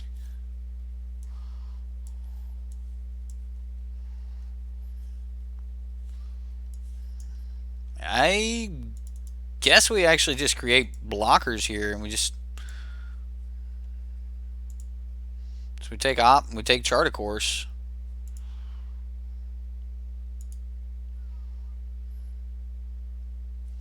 Oh yeah, I definitely want shock. It's all just gravy. I'll take it. And then we'll no attack and just like make him either spend a spell on it or we'll block something. Either way, we're fair. What is this? Non-creature spell. He gets +1/+0 until end of turn. Does it gain haste? No. What do you have? You just shocking me? This is a shocking experience, opponent. I'm about to die. Oh my goodness. I'll never get that cup of coffee with red deck. Alright. How do we do this? We go land. We go shock, shock, op. Shock, shock, op. Maybe. Shock, shock, op. Chart a course. Might not be that horrible. Let's opt first. Let's look at some stuff. Another shock. I'll take it. It'll be great for next turn. Alright, so kill a wizard. Kill a wizard.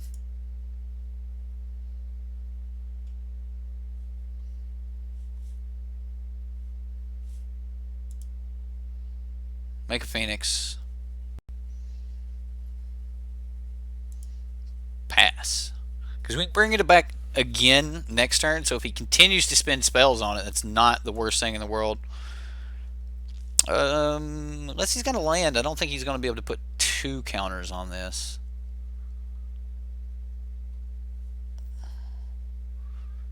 That's okay. I mean, there's nothing I can do about it. I mean, he's... Yeah, Skewer the Critic seems like a thing here.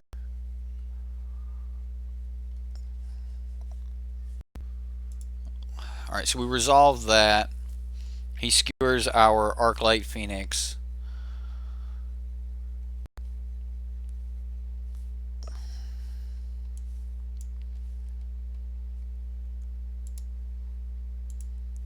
Blink. Like just trying to keep our life total high.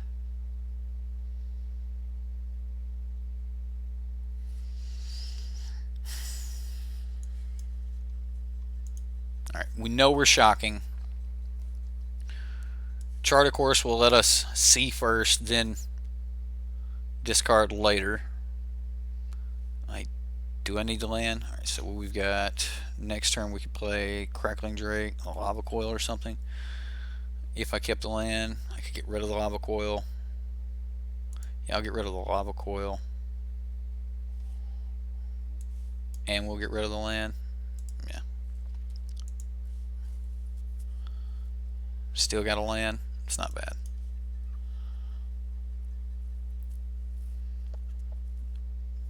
Can I swing this turn? I think so. I think this is the turn that we start trying to flip the script. So you want to build a Prophet Prowess deck? Seems okay. Alright, so we did play... Alright, so we'll kill this. We don't want him to start making dudes. And then we'll let him know that he's got one turn left. I mean, that's a 13-4 right there. I can hold the land. Like, I can always just pitch it to a Charter Course. We're kind of okay right now. Yeah. You're thinking Prophet, Krinko, Sahili, and Drillboard Arcanist? That doesn't seem horrible. We're still not in Silver 1. Yay! Pack! And we got a Book Devourer. He just devours those books. It's like me, an Audible account. Oh, love listening to Audible books. Alright, let's crack a pack. Then I'm going to go get some coffee. And we're going to come back. We're going to play some more. Hey, we got an Ashiok. Price of Betrayal. This card's alright. Whatever. Do have a little bit of gold here. What is going on? Arena. Like seriously. Let's get another pack. Really? That's still there. No, Arena. Hey, it went away. Devouring Hellion. Time Wipe. It's a card. It's a card. Refilling the coffee cup. We'll be back. And we'll play some more MTG Arena. And go from there.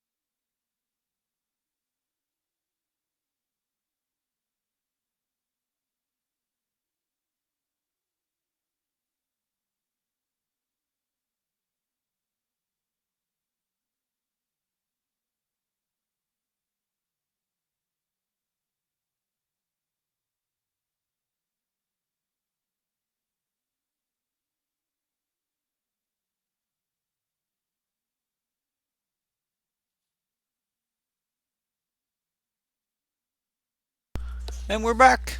We're back. Thank you for waiting. For those of you that waited.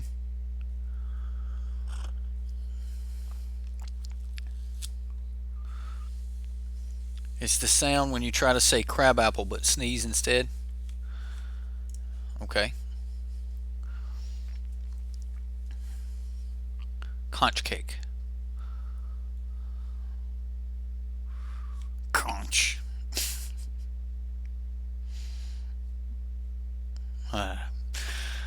Oh.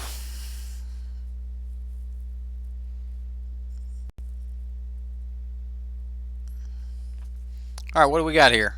Tormenting voice into... I'll keep this. Depending on what our opponent plays, I may just play these creatures out. We'll just wait on the tormenting voice. That's a Mistcloak Herald. I should probably try to kill that. Could be my downfall right here. Not trying to kill that. Because if he goes like Curious Obsession on it, then I'm in trouble. It's got green though. Deep rooted lead. Okay. We're alright, ladies and gentlemen. We're alright. It wasn't what I thought it was.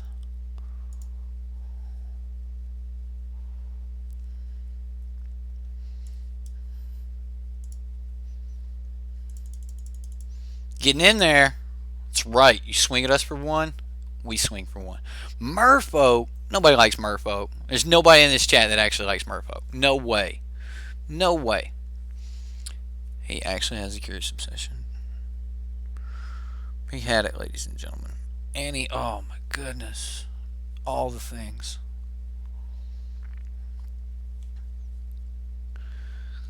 Okay. So we're going to Tormenting Voice, discard an Arclight Phoenix, and we need to draw Shock. And I needed to draw something else. Needed to draw some land. We're still going to do this though. Kill that. Can't block. So we get in. He's drawing too many cards. The Jade Bearer of bad news. Oh boy, oh boy. I hate to be the Jade Bearer of bad news.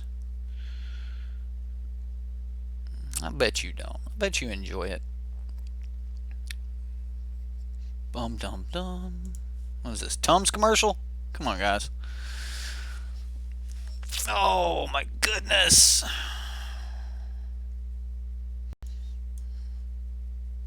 I mean, I guess I can go for it. I need to look for some burn or something, so I'll get rid of a Tormenting Voice, I guess. Did get a Lava Coil.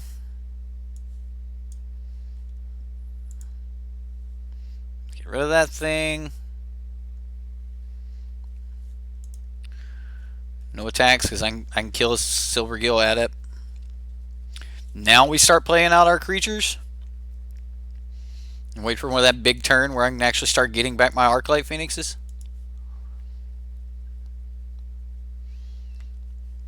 Drake will be decent here. I don't know. I mean, he can always play this and then I can't block the Drake, but...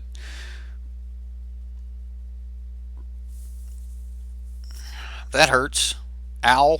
Ow.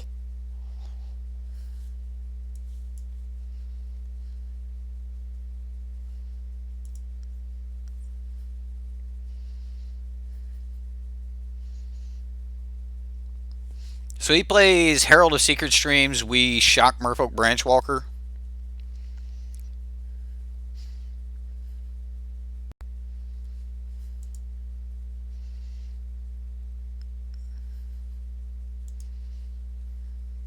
Which is better?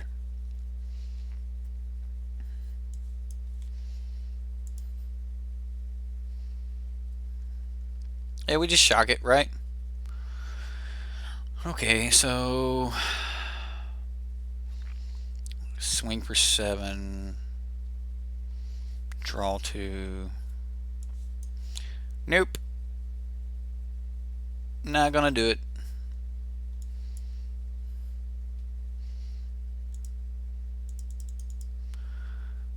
So now we're just threatening lethal next turn.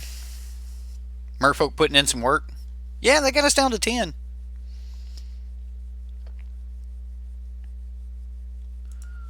Merfolk Branchwalker with a Merfolk Branchwalker on top. And, I mean, he's got to... That doesn't do it.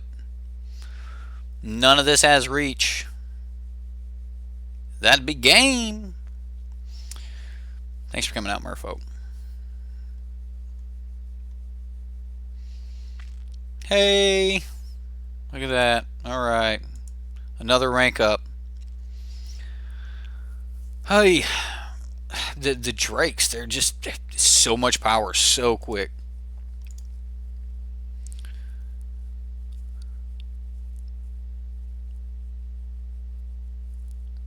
That wasn't the turn's jingle. It was a rim shot. Almost mythic. You're almost mythic? Sweet. I'm sure the higher tiers are much more of a grind.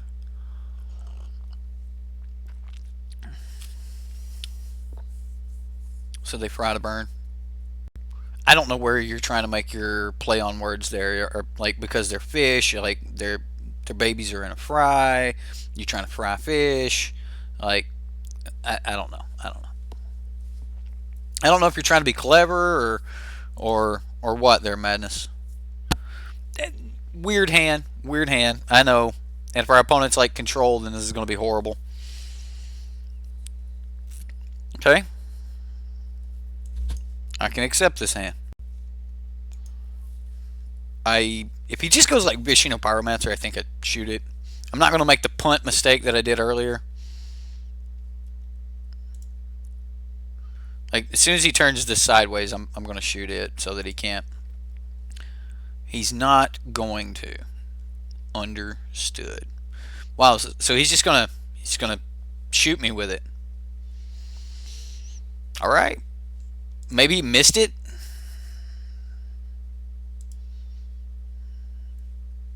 Which is okay, I guess.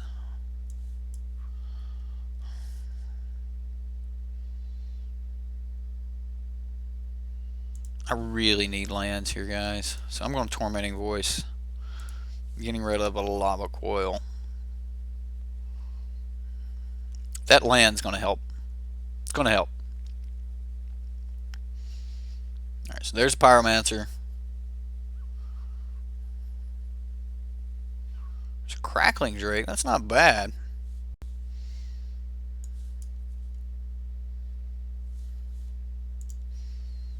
As much as I want to just use Lightning Strike and save Pyromancer for later, kind of figured that he was on that. Alright. I figured he had the Wizard's Lightning, and if he didn't, I wanted to make sure that he didn't have it on his turn next turn. So I think here we just opted end of turn. There's a Goblin Chain Whirler. Augur's okay. Doesn't really get us a land though, which is kind of what I'm looking for.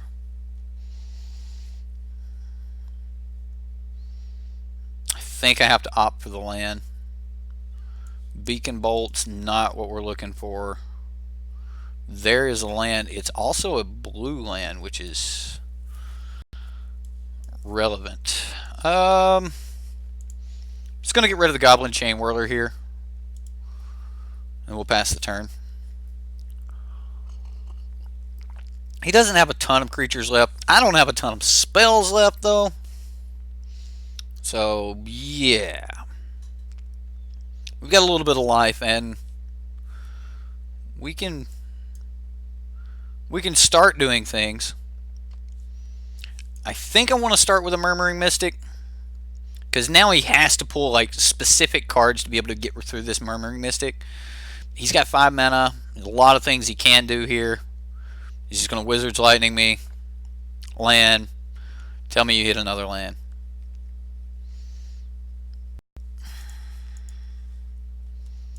I can't. Like, I have to block. Alright. So we've got, what? Sulfur Falls.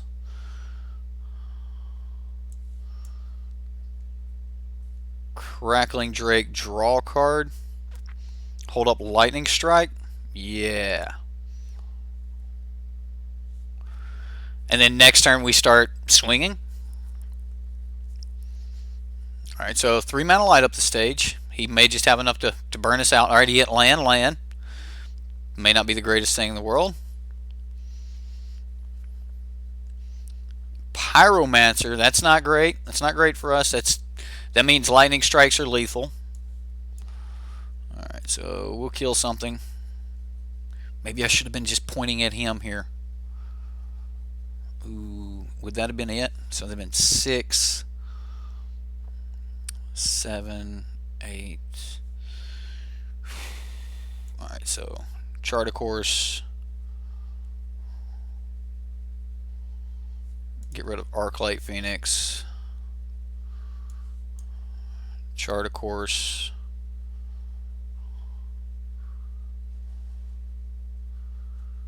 Get rid of Steam Vents. Lightning Strike him. Should have Lightning Striked him instead of killing the Get To Lava Runner. Yeah. It would have made, like, all the difference. Just the way this turn would have turned out. I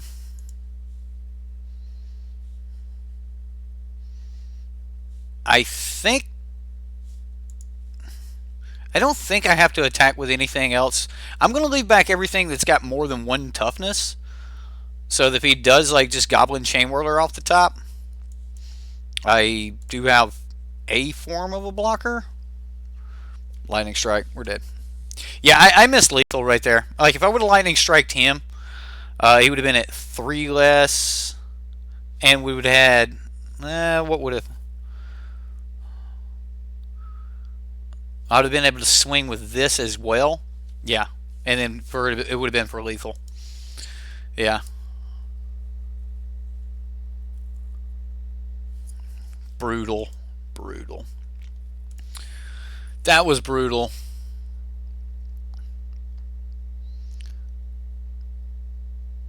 Yes, we're going to do Sub Sunday tomorrow, and then I guess we'll do the Devs deck, and then the rest of the week we're probably going to be back on to grinding for Mythic.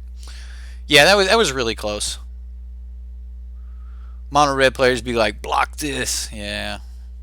Astro Smash.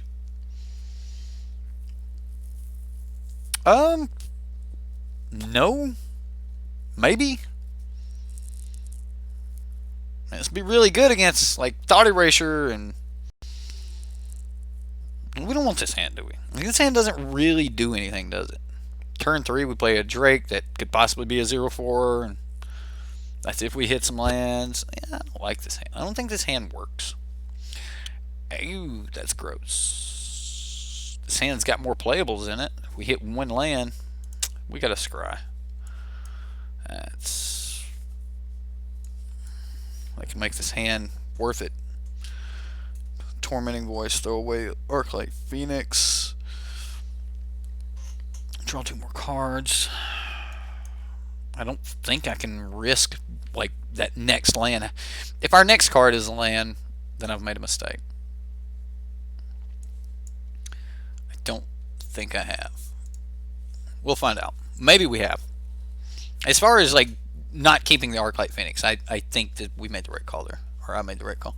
Whatever you want to do it. Psst. Friendly reminder that Leyline of Sanctity shuts off mono red on turn 1. Yeah, well, this is true. That does technically happen. If they play a Virtual Pyromancer and you have hexproof, they have to target themselves.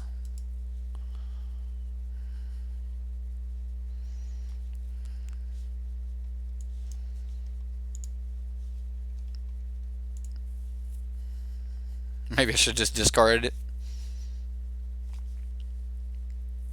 Discard the hand size. Well, friendly reminder that Leyline does not stop creatures from turning sideways.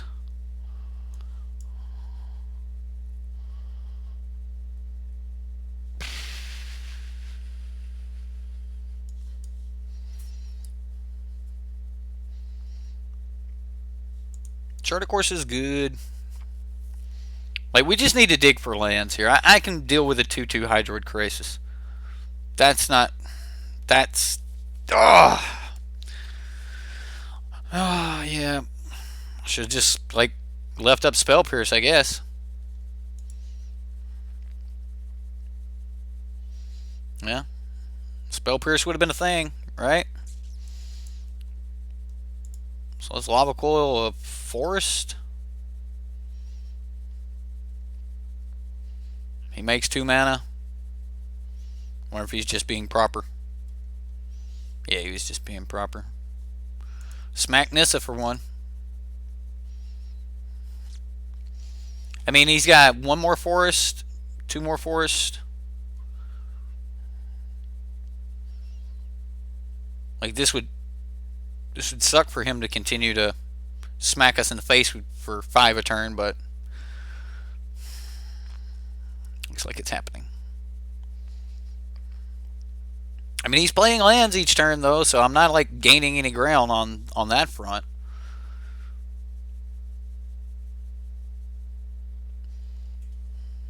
Although he's not making usage of his mana. I don't know.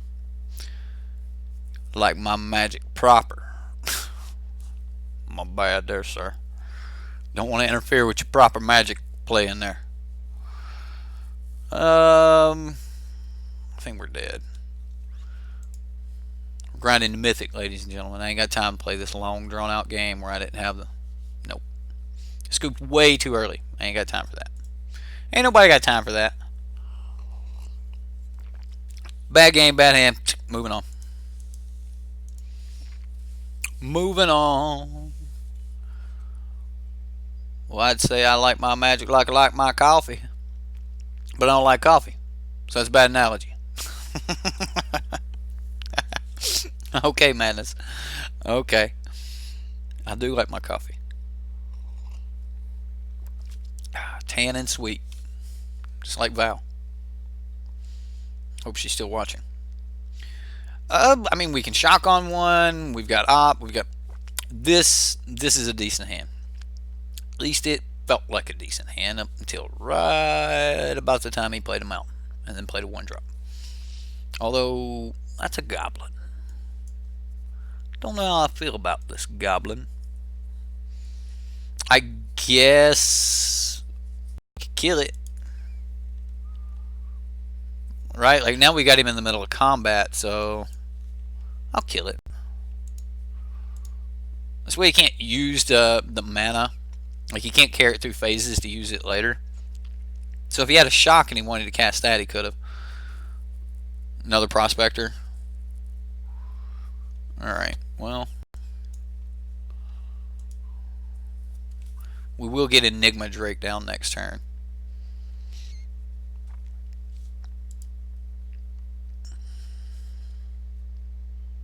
I think I opt here. If I pull a shock, no, I'm just going to keep that. That guarantees we get into Crackling Drake. If we go Enigma Drake, Crackling Drake, Murmuring Mystic, I don't think we can lose. This is why I wanted to pull a shock to be able to kill that, so he couldn't get the Dark Dweller Oracle. I keep forgetting this card's around, but I think this card's great. Just nobody plays it. You just pay 1, sack a creature. Like, it gives you like the ability to sack a dude. Pay 1, sack a dude, and you get to look at the next like card on top of your library. So I like my coffee like I like my magic. Definitely not blue. You don't like blue. You don't like blue coffee. Val's like I'm still watching. Good. Good.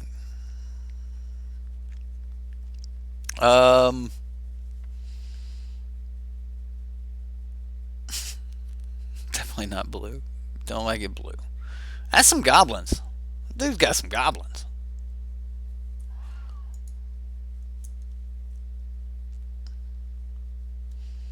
Yeah. Flame Sweep would be good right now. It's because we got Chandra and Light Up the Stage, which are arguably better than the Oracle. Yes. Yes. All of those are better. Now you gotta make coffee. You could just go with tea. You know, some people go with tea at night. Wow. So he exiled him. He got rid of a card, knowing he would have no mana. I don't. I don't know how much I agree with that. Let's play the Sulphur Falls. Just like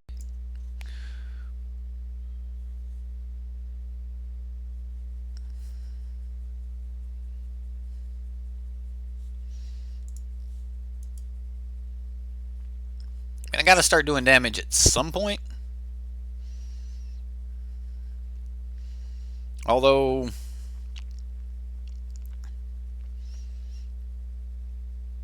I don't know how good Murmuring Mystic's going to be against a Goblin deck. I assume some point somewhere there's a Goblin Chain Whirler in the deck. I don't know. Oracle's good in a straight up Goblin build, just for the Goblin synergy though. I agree.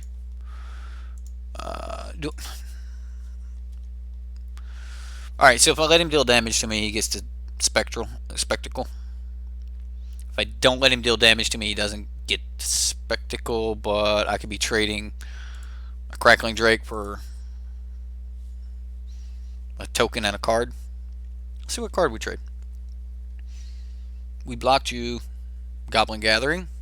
You have a Lightning Strike to go with this? No? You want to get that Spectacle in? You want to sack one, make a dude so that you can pay 3 mana for your, what, Skewer the Critics? It is. He did sack a dude to pay for it. Look at that. That's not the worst thing in the world. Could have been much worse. I mean, if he's going through that type of trouble to make things happen, I say we Murmuring Mystic. Then next turn we can just start like Tormenting Voice, and which means I guess we can attack. We're at 19 life. He's down to 1 card in hand. He can't start sacking the dudes on the battlefield for like looking to, for the ability to look at a few more cards. Hey, goblins have haste. Ooh, Krenko. All right, maybe I was wrong. Maybe I gave him too much here.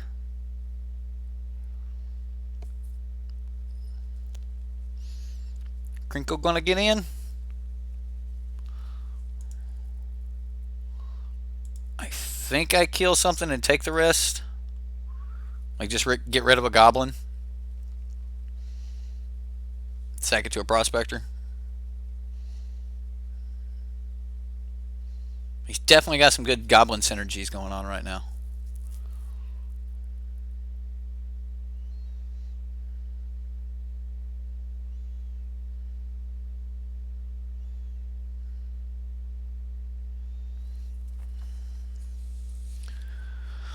Oh, goblin. Ooh, another Tormenting Voice.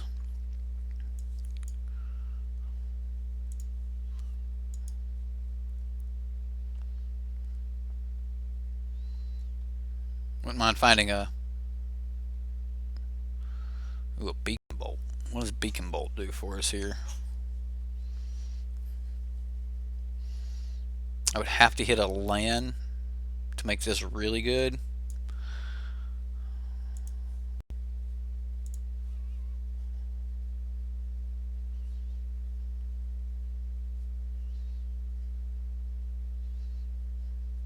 Did not hit a land, so that did not get really good.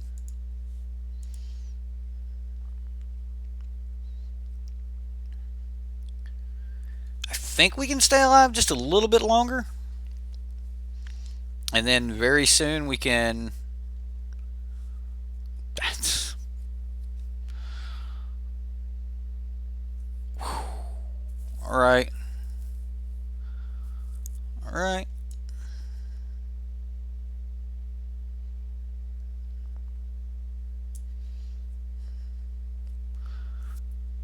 So now he can just start shooting us. Just pow, pow, pow. Like I assume that he's counting up how many dudes he has to sack, how many people he got to get rid of in order to get rid of like Murmuring Mystic. But we will see. We will see. I assume whatever I block also is the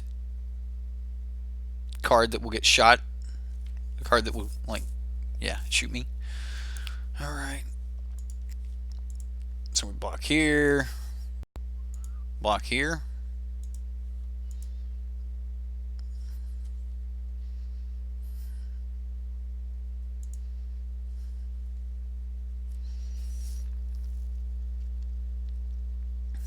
It's pretty good. Goblins. Don't we win next turn? So lightning strike them down to 7. Or sorry, yeah, well, it'll be 4 damage if you count it on the Drake.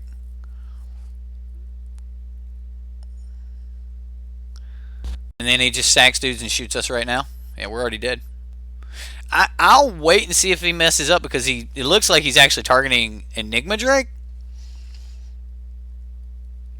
And if he's targeting Enigma Drake, then maybe there's a chance. Yeah, I think he just starts sacking to fling things. Right, okay.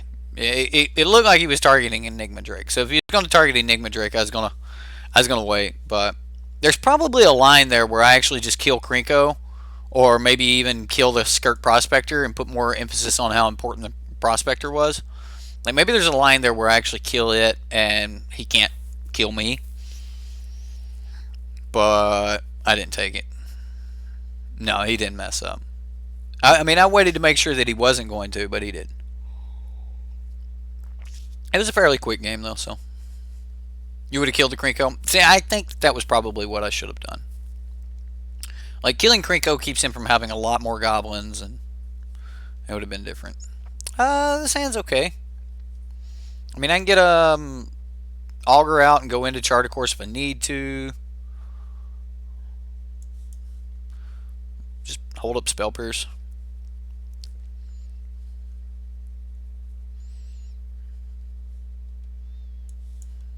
He threw away Rick's Mighty Reveler. I'll Spell Pierce a Tormenting Voice. Like, that cuts him down on some cards. Which is good for us. Take a shock. I've got a Lava Coil. I'll take a shock. If he is one of, like, a Phoenix deck or something like that, then we're alright. Could be some type of Aristocrat stack. Rick's Mighty Reveler, I don't know. Another Tormenting Voice. He got me this time. What do you discard? A shock? Okay. So we can just play... I can just play land, swing, and Chart a Course for super value. Actually, I'm just going to Enigma Drake and go ahead and get my beatdown going. Because next turn we can pay 2 life, Tormenting Voice, and Chart a Course if we want to. Okay, so he's going to discard a card, draw a card. That's okay. Yeah, we've got a lot going on right now, so let's Tormenting Voice, discarding Steam Vents. We get another Chart a Course, Chart a Course,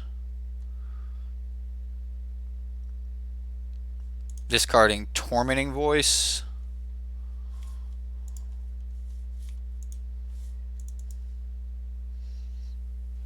Alright, so 3-turn clock. Here we go.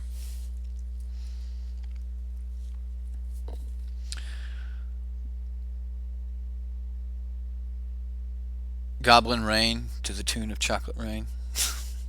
Goblin Rain, Goblin Rain. Sorry, that's Purple Rain. Not bad. But Devil. Ooh. He's got green. I wonder what the green's for. Honor of the God Pharaoh. Seems like he's doing a lot of discarding.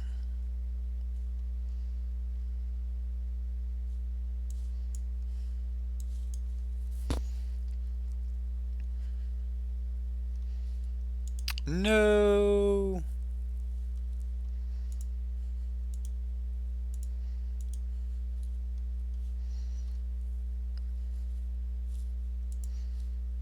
I mean, I could have shocked, right? I could have. Really could have. But I didn't.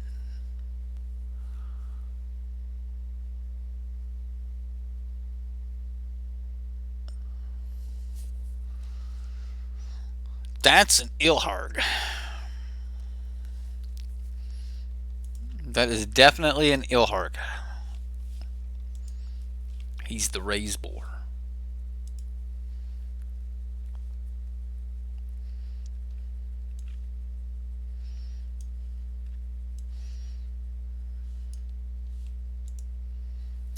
No arena. I do not want to use my red mana for this. Okay. Okay. So we'll get rid of. I think we get rid of Steam Vent. I mean, get rid of Spell Pierce. Then.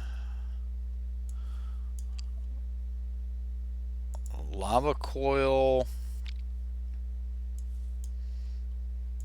Shock. Buy us some time. Let's put this couple cards down.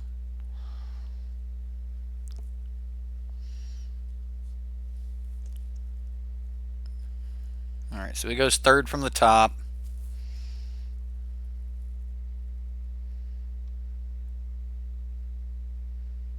Alright, there it be. Get him one. Get him 1 point of damage. Alright, so now we just need Drakes to be 7/7s. They're 9s right now, so yeah. A Tolly.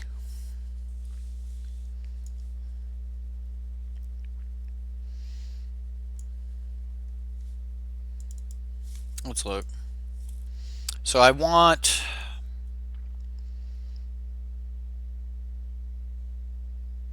Tormenting Voice. Do I have an opt?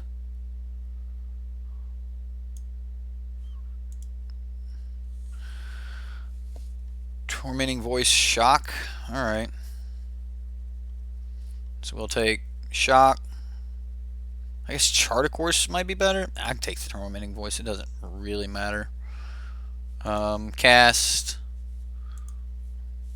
Submit that. Still got to pay the extra cost, so shock. We'll just shock him. We need to kind of get lucky here. Play another Augur. Take a shock. Alright.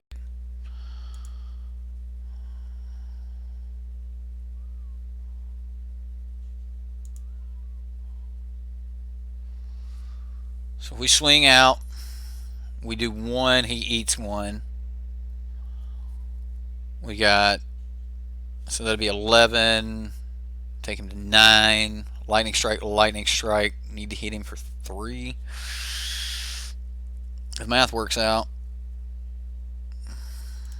Jeez. Stupid math. Pass the turn. What the jank is this opponent playing? I don't know.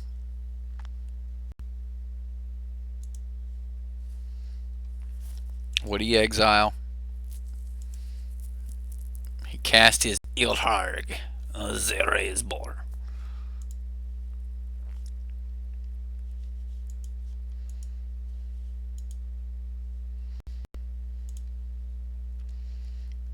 Kind of need to be all in right here. I hate to do it, but it's where we're at. Shock off the top would have worked. No? No? Can't be that cool?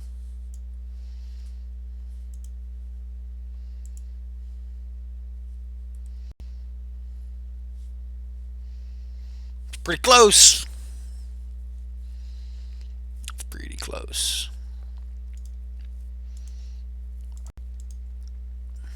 Oh, what math?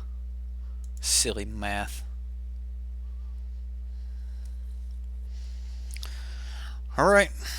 I mean, I only had to swing with 1 there because I was expecting 1 to be blocked and die, but that's a pretty good draw. What do you get? Opt? They probably cast that.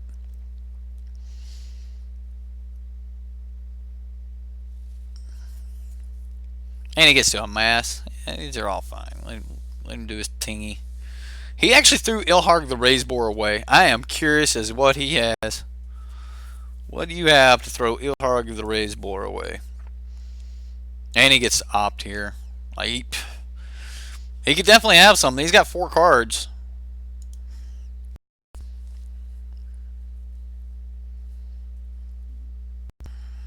It's a Block of Worm.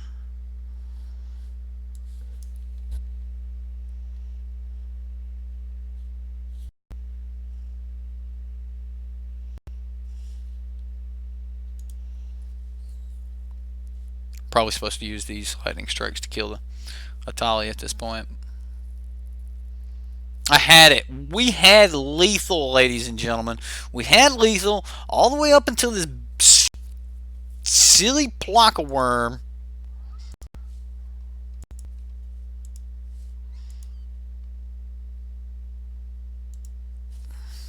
Stupid Block of Worm. Blocker.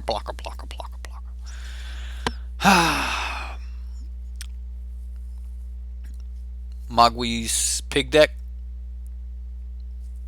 Mogwai? How do you say his name? Mogwai? Block of Worm. Block of Worm's such a thing. Jeez, what a thing.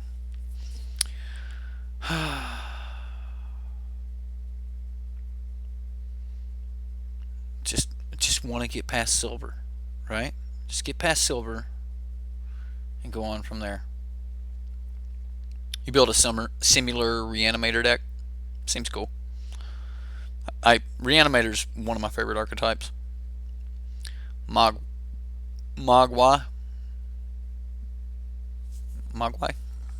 It's not the greatest thing in the world. We've played with worse hands tonight. I just got junned. You just got junned.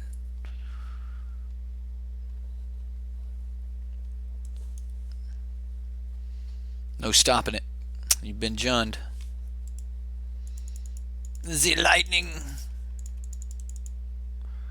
The golem. The golem moves. That's pretty cool. What happens over here? Does this open up? Gargoyle. No? Nothing? Alright, I'm resolving.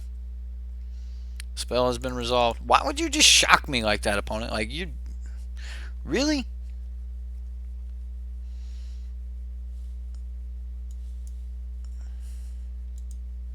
I mean, we have lands. I'm in no hurry to cast this Tormenting Voice, and... I don't know. Spell Pierce might catch something. He seems like he wants to do stuff like that at the end of my turn. Like, he's just on this burn strategy. It might be because he's holding Experimental Frenzy in his hand. I should have been waiting for the Experimental Frenzy. Okay.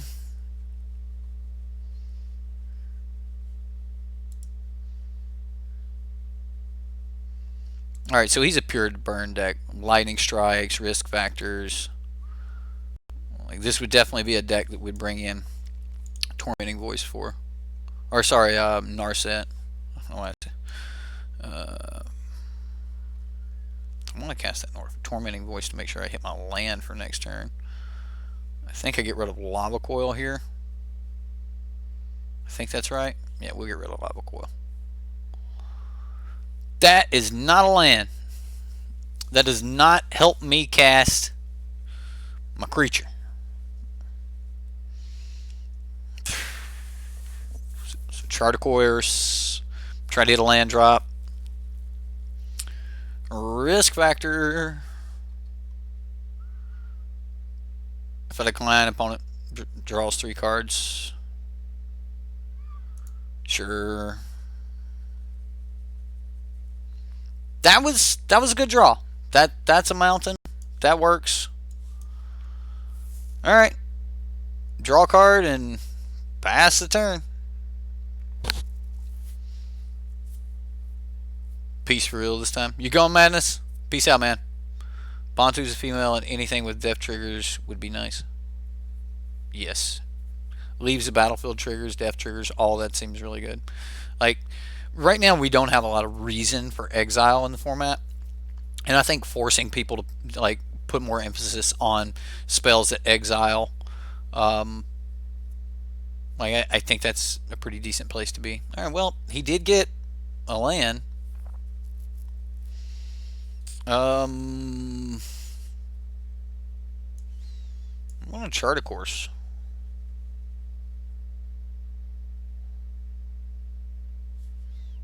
Dumping a tormenting voice. Chart a course again. Dumping a steam vents. I think I can hang on to the spell pierce.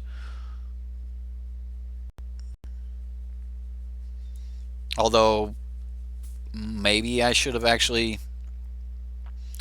spell pierce, like kept the steam vents and taken 2 life, so that I could like counter this risk factor. But it looks like he's not going for the risk factor this turn anyway, so it's not a big deal. Do you have land lightning strike? Finish this up? No? Skewer the critics? Do the dirty? Gotcha. Gotcha. Alright, well, we can augur here and still leave open a ton. Lava coil seems perfect. Can't believe we haven't found a phoenix. Alright, so we pass the turn here, and then when he goes to risk factor, we spell pierce it. Like, I assume he wants to throw one of his cards away, risk factor, and then try to hit me for 4 from the risk factor. Question is what card does he have, right? Thought it was a crocodile thing. Doom Dissenters. I like Doom Dissenters. Doom Dissenters are like, it's a decent card, and like some of the events and stuff I've played with, like it was good.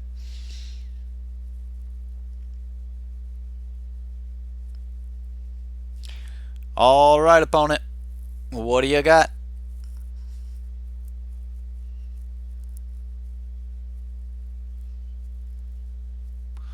Uh-oh. The opponent is just not doing things. I want to know why I don't have sound. Like, I cannot hear any music. Like, I think I need to reinstall.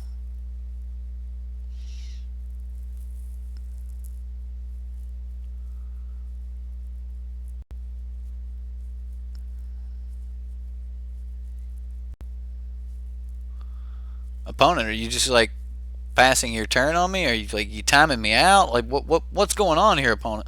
Like, he's got that 1 mana open. I don't know what to do. Really? And now you're gonna cast a Virashino Pyromancer? Oh.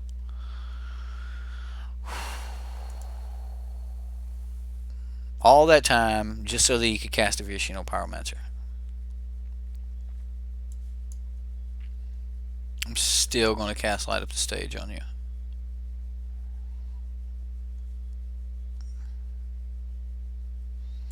Let's opt. Let's see if we can find something. I like it. It does help me close this game out.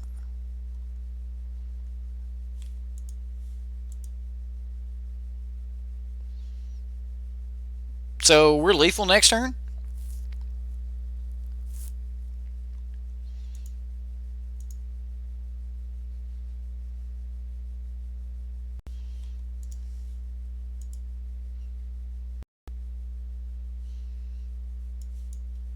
GG, opponent. There's 3. Are you scooping? Is that what this lag is? Like, this lag is horrible. You have a Demon of Catastrophes that has Doom Dissenters, Reassembling Skeletons, etc. Could be good with Bantu, Death Baron, etc. Sure, dude. Look at that. I gave you no cards and killed you. Yay! We beat the red deck. The red burn deck. That one was definitely burn. Risk factor is definitely burn. Alright, ranked up. Yay, we ranked up. Silver tier 1. See if we can get through this silver. See if we can get through silver tonight. Orzhov Racketeers. Alright. May not get through silver tonight. We got a few games to play before we're through silver. And I'm already running low on coffee again. It's horrible. Yeah, it's horrible. On that grind, yeah, it's a lot of time when you get like on up in there, on up in the ranks. Let's see here. If we go, I mean, we're playing some little bitty dudes.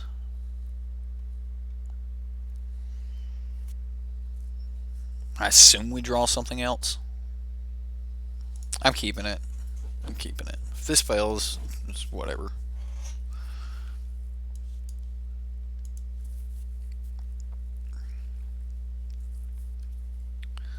Yeah, I just think that the grind breaks us down against like what we think are good decks versus what are not good decks. Like because you play one game for or one deck for 3 or 4 hours and you're like, deck was all right. I feel like I got a lot of wins, but you might have had 3 losses right off the bat, which would have put you out of any paper tournament, right? Like, and then you just start winning from there, or you have a bad draw and you just scoop it up. Like, I think it gives us some bad habits, and I think it's something that we need to pay attention to when we're playing the game, to try to avoid some of those habits. Took the Murmuring Mystic. Well,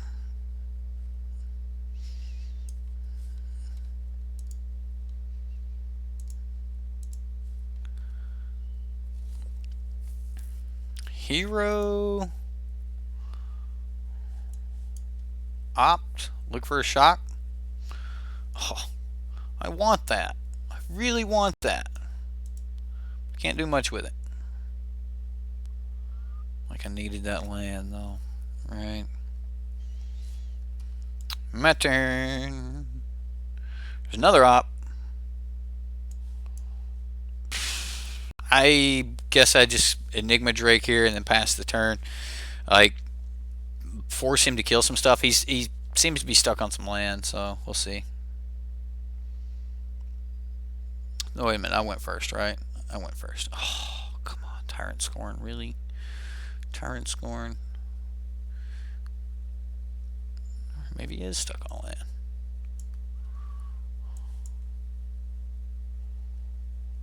Let's make him kill another one. It's an Arclight Phoenix. It's a card. Tis a card. And we can get value out of it. Or we can just cast the thing, right? We can just cast it and op.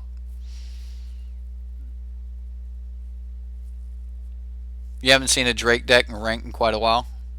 I don't see why there wouldn't be one in ranked. I mean, they're doing okay in paper tournaments.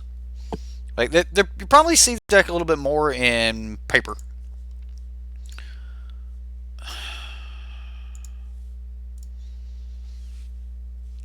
Yes, he bluffed me. I mean, do I think he actually has a moment of craving? Probably not. That doesn't change much, though. Still going to shock this. Get rid of the hero. I guess we just play Arclight Phoenix. I mean, he's got 3 turns with what's currently on the battlefield. And Crackling Drake doesn't care if I promise a finale and exile them. Oath of Kaya, what does that do here? Nothing? Does nothing. Okay. Gains 3. He gained 3 life. Okay. He did gain 3 life off of that. Oh my goodness. He knows I have the finale, so he knows this is coming back. What do we have?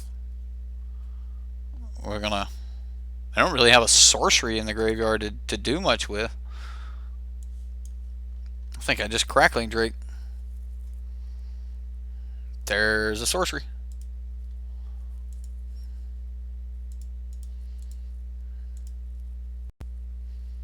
I mean, I could have opted right there.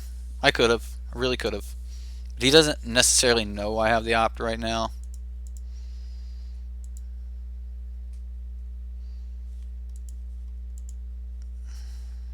I lose this to Othakaya, right? At least he no longer has a creature, period.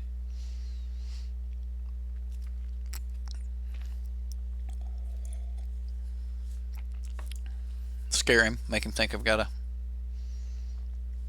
Do I want that? Probably not. I don't think that's what I need.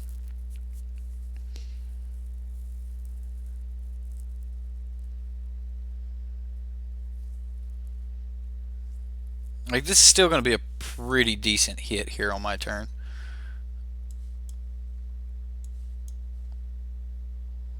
Get rid of Augur. We hit a land.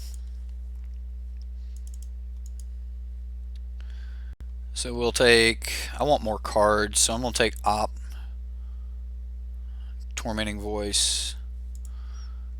Tormenting Voice, getting rid of... Let's go with Steam Vents. We also want to cast Opt, because that's a thing. What card's on top here? Huh? Chart of Course? I'll take a Chart of Course.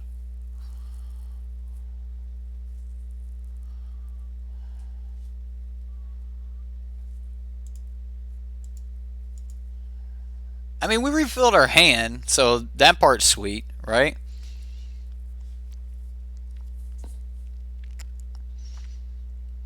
Basilica Bellhaunt.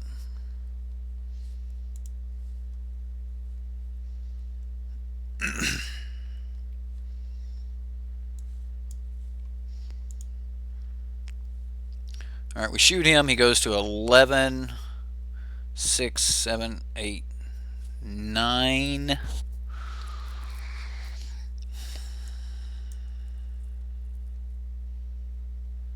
Lava Coil. Yeah, we'll pitch Lava Coil. Yeah, this is lethal. Tormenting Voice, pitching Mountain,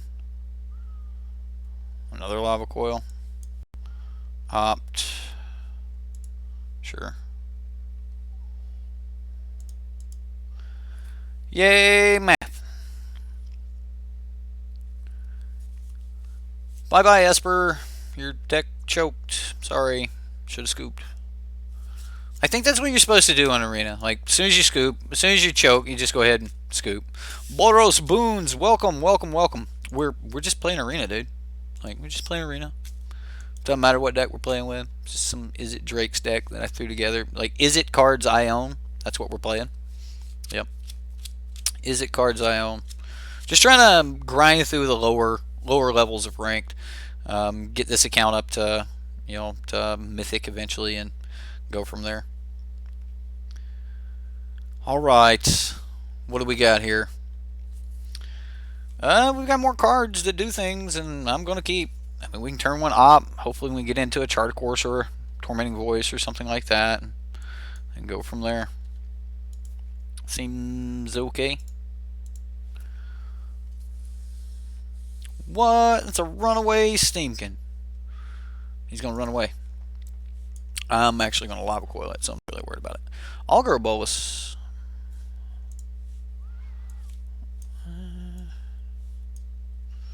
I mean, I have my lands. Augur's okay, and it does dig. I'll keep Augur. It's going to be a little while before I can actually cast it. It's my next couple... There it is, right there. Alright, so... Lava Coil this. Next turn we Chart a Course. Yeah, next turn we Chart a Course. Can we even do that?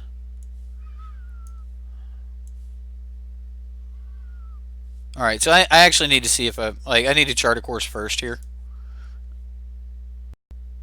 Alright, so the land's fine. It doesn't really matter. We get rid of Arclight Phoenix. Play Sulfur Falls. And then just pass. I mean, I guess this is like a feather deck. Runaway Steamkin's pretty cool here, though. Dreadhorde Arcanist. Like, do we just die here? This is just over.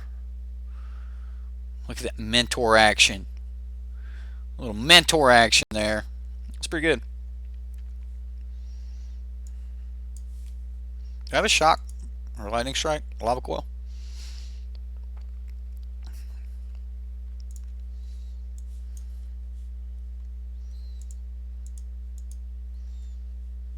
Opt. Lava coil. I really wanted like more cards, but you know, sometimes you gotta do what you gotta do. I can't actually burn the Dreadlord Arcanist because of the wording on Tajik. I don't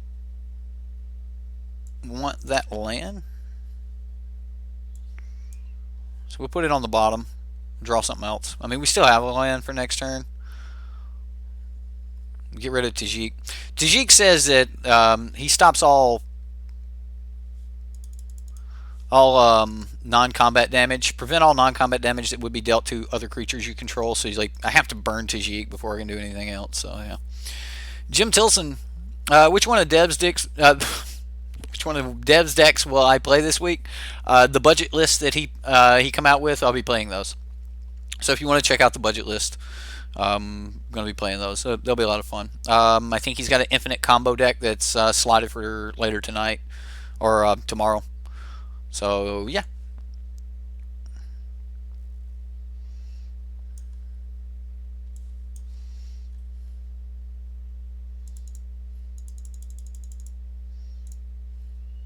You can't block this, opponent. There's no way you block this.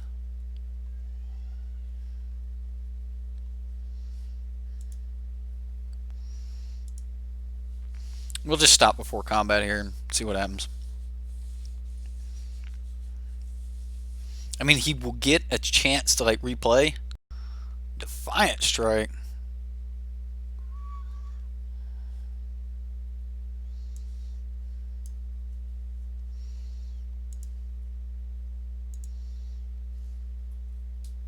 I think we just get to counter this. I mean, we'll put this back in his hand, but I don't think he gets to draw a card now.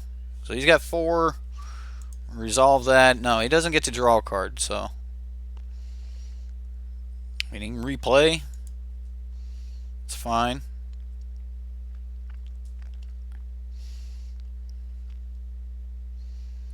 Ah, okay. Little Samet sprint action here. I should have waited, but it's okay. It's okay. It's okay. He gets the Samet sprint again. Big hit.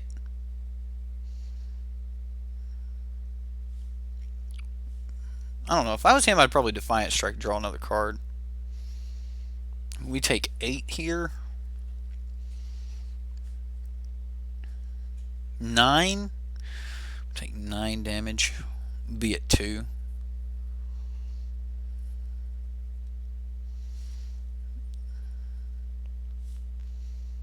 No blocks.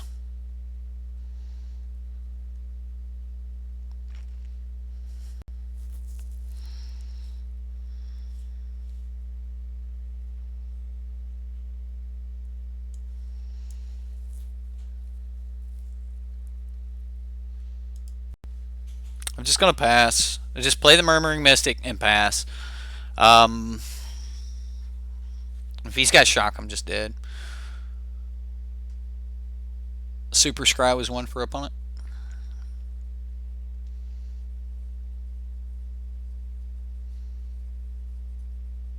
There's a feather.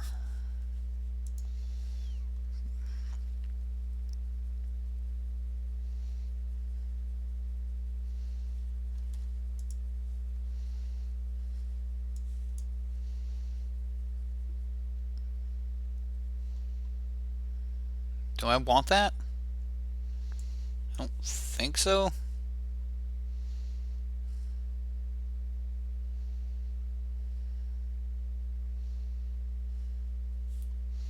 So now he gets to do the Samut thing.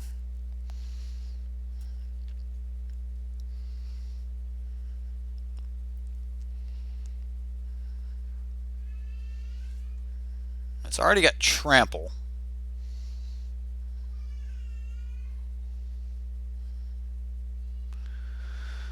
Alright, so if we go here, what happens if we go here, here? So we go there and there. She got trample. She's got trample. So that doesn't work. So we don't have many options here. So if we go here, yeah, this is just bad. Alright, so let's retract all of our blocks. And then we have to block in a very sacrificing way. So we go block, block,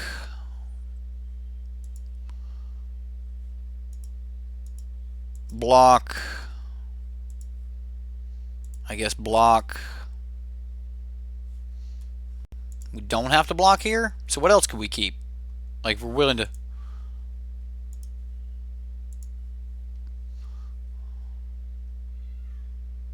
So I could keep this. Yeah, that's fine. I get rid of the Arclight Phoenix.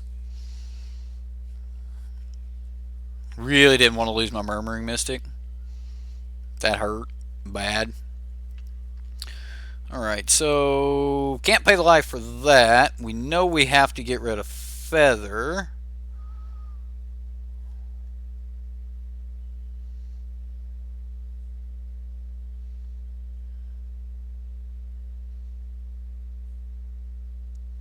It's mean opponent.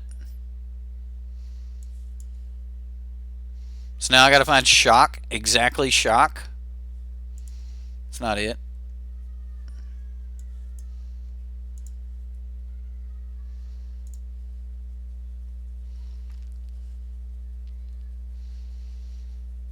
That's brutal. This thing having trample doesn't help. And then Feather's going to keep getting back Salmon Sprint. Yeesh. Yeesh. Yeah, I actually want to go eat too. So I'm gonna call it here. I'll probably play a little bit more tonight and probably like try to get to gold. Like I need to get these extra 2 wins in. So I'll probably try that a little bit later tonight. I doubt I'll turn the stream on for it because it'll probably be pretty late and I'll probably be asleep. But yeah, I'm actually gonna go eat supper. It was a lot of fun playing with you guys. Thanks everyone for coming out and hanging out. It was fun going through the spoilers. We've got subscriber decks coming up tomorrow for the sub Sunday day. We've also got a Debs deck coming up tomorrow, and then more Mythic grind throughout the week. So thanks for stopping in. You guys are all terrific. Go over and check out the Sideboard MTG subreddit. Looks like a lot of people in the community have been using that lately. So there's like music over there. There's Magic decks. Stuff. There's stuff. There's content where Be Informed and Tier 1 Jank have been doing content. So they're posting over on the Sideboard MTG subreddit. So you guys can go check that out as well. My name's Eric. You've been watching Sideboard MTG. If you want to help the channel out, don't forget to like and subscribe. That's it. That's all I've got. So stay awesome, and we'll see you next time here on Sideboard MTG. Take care.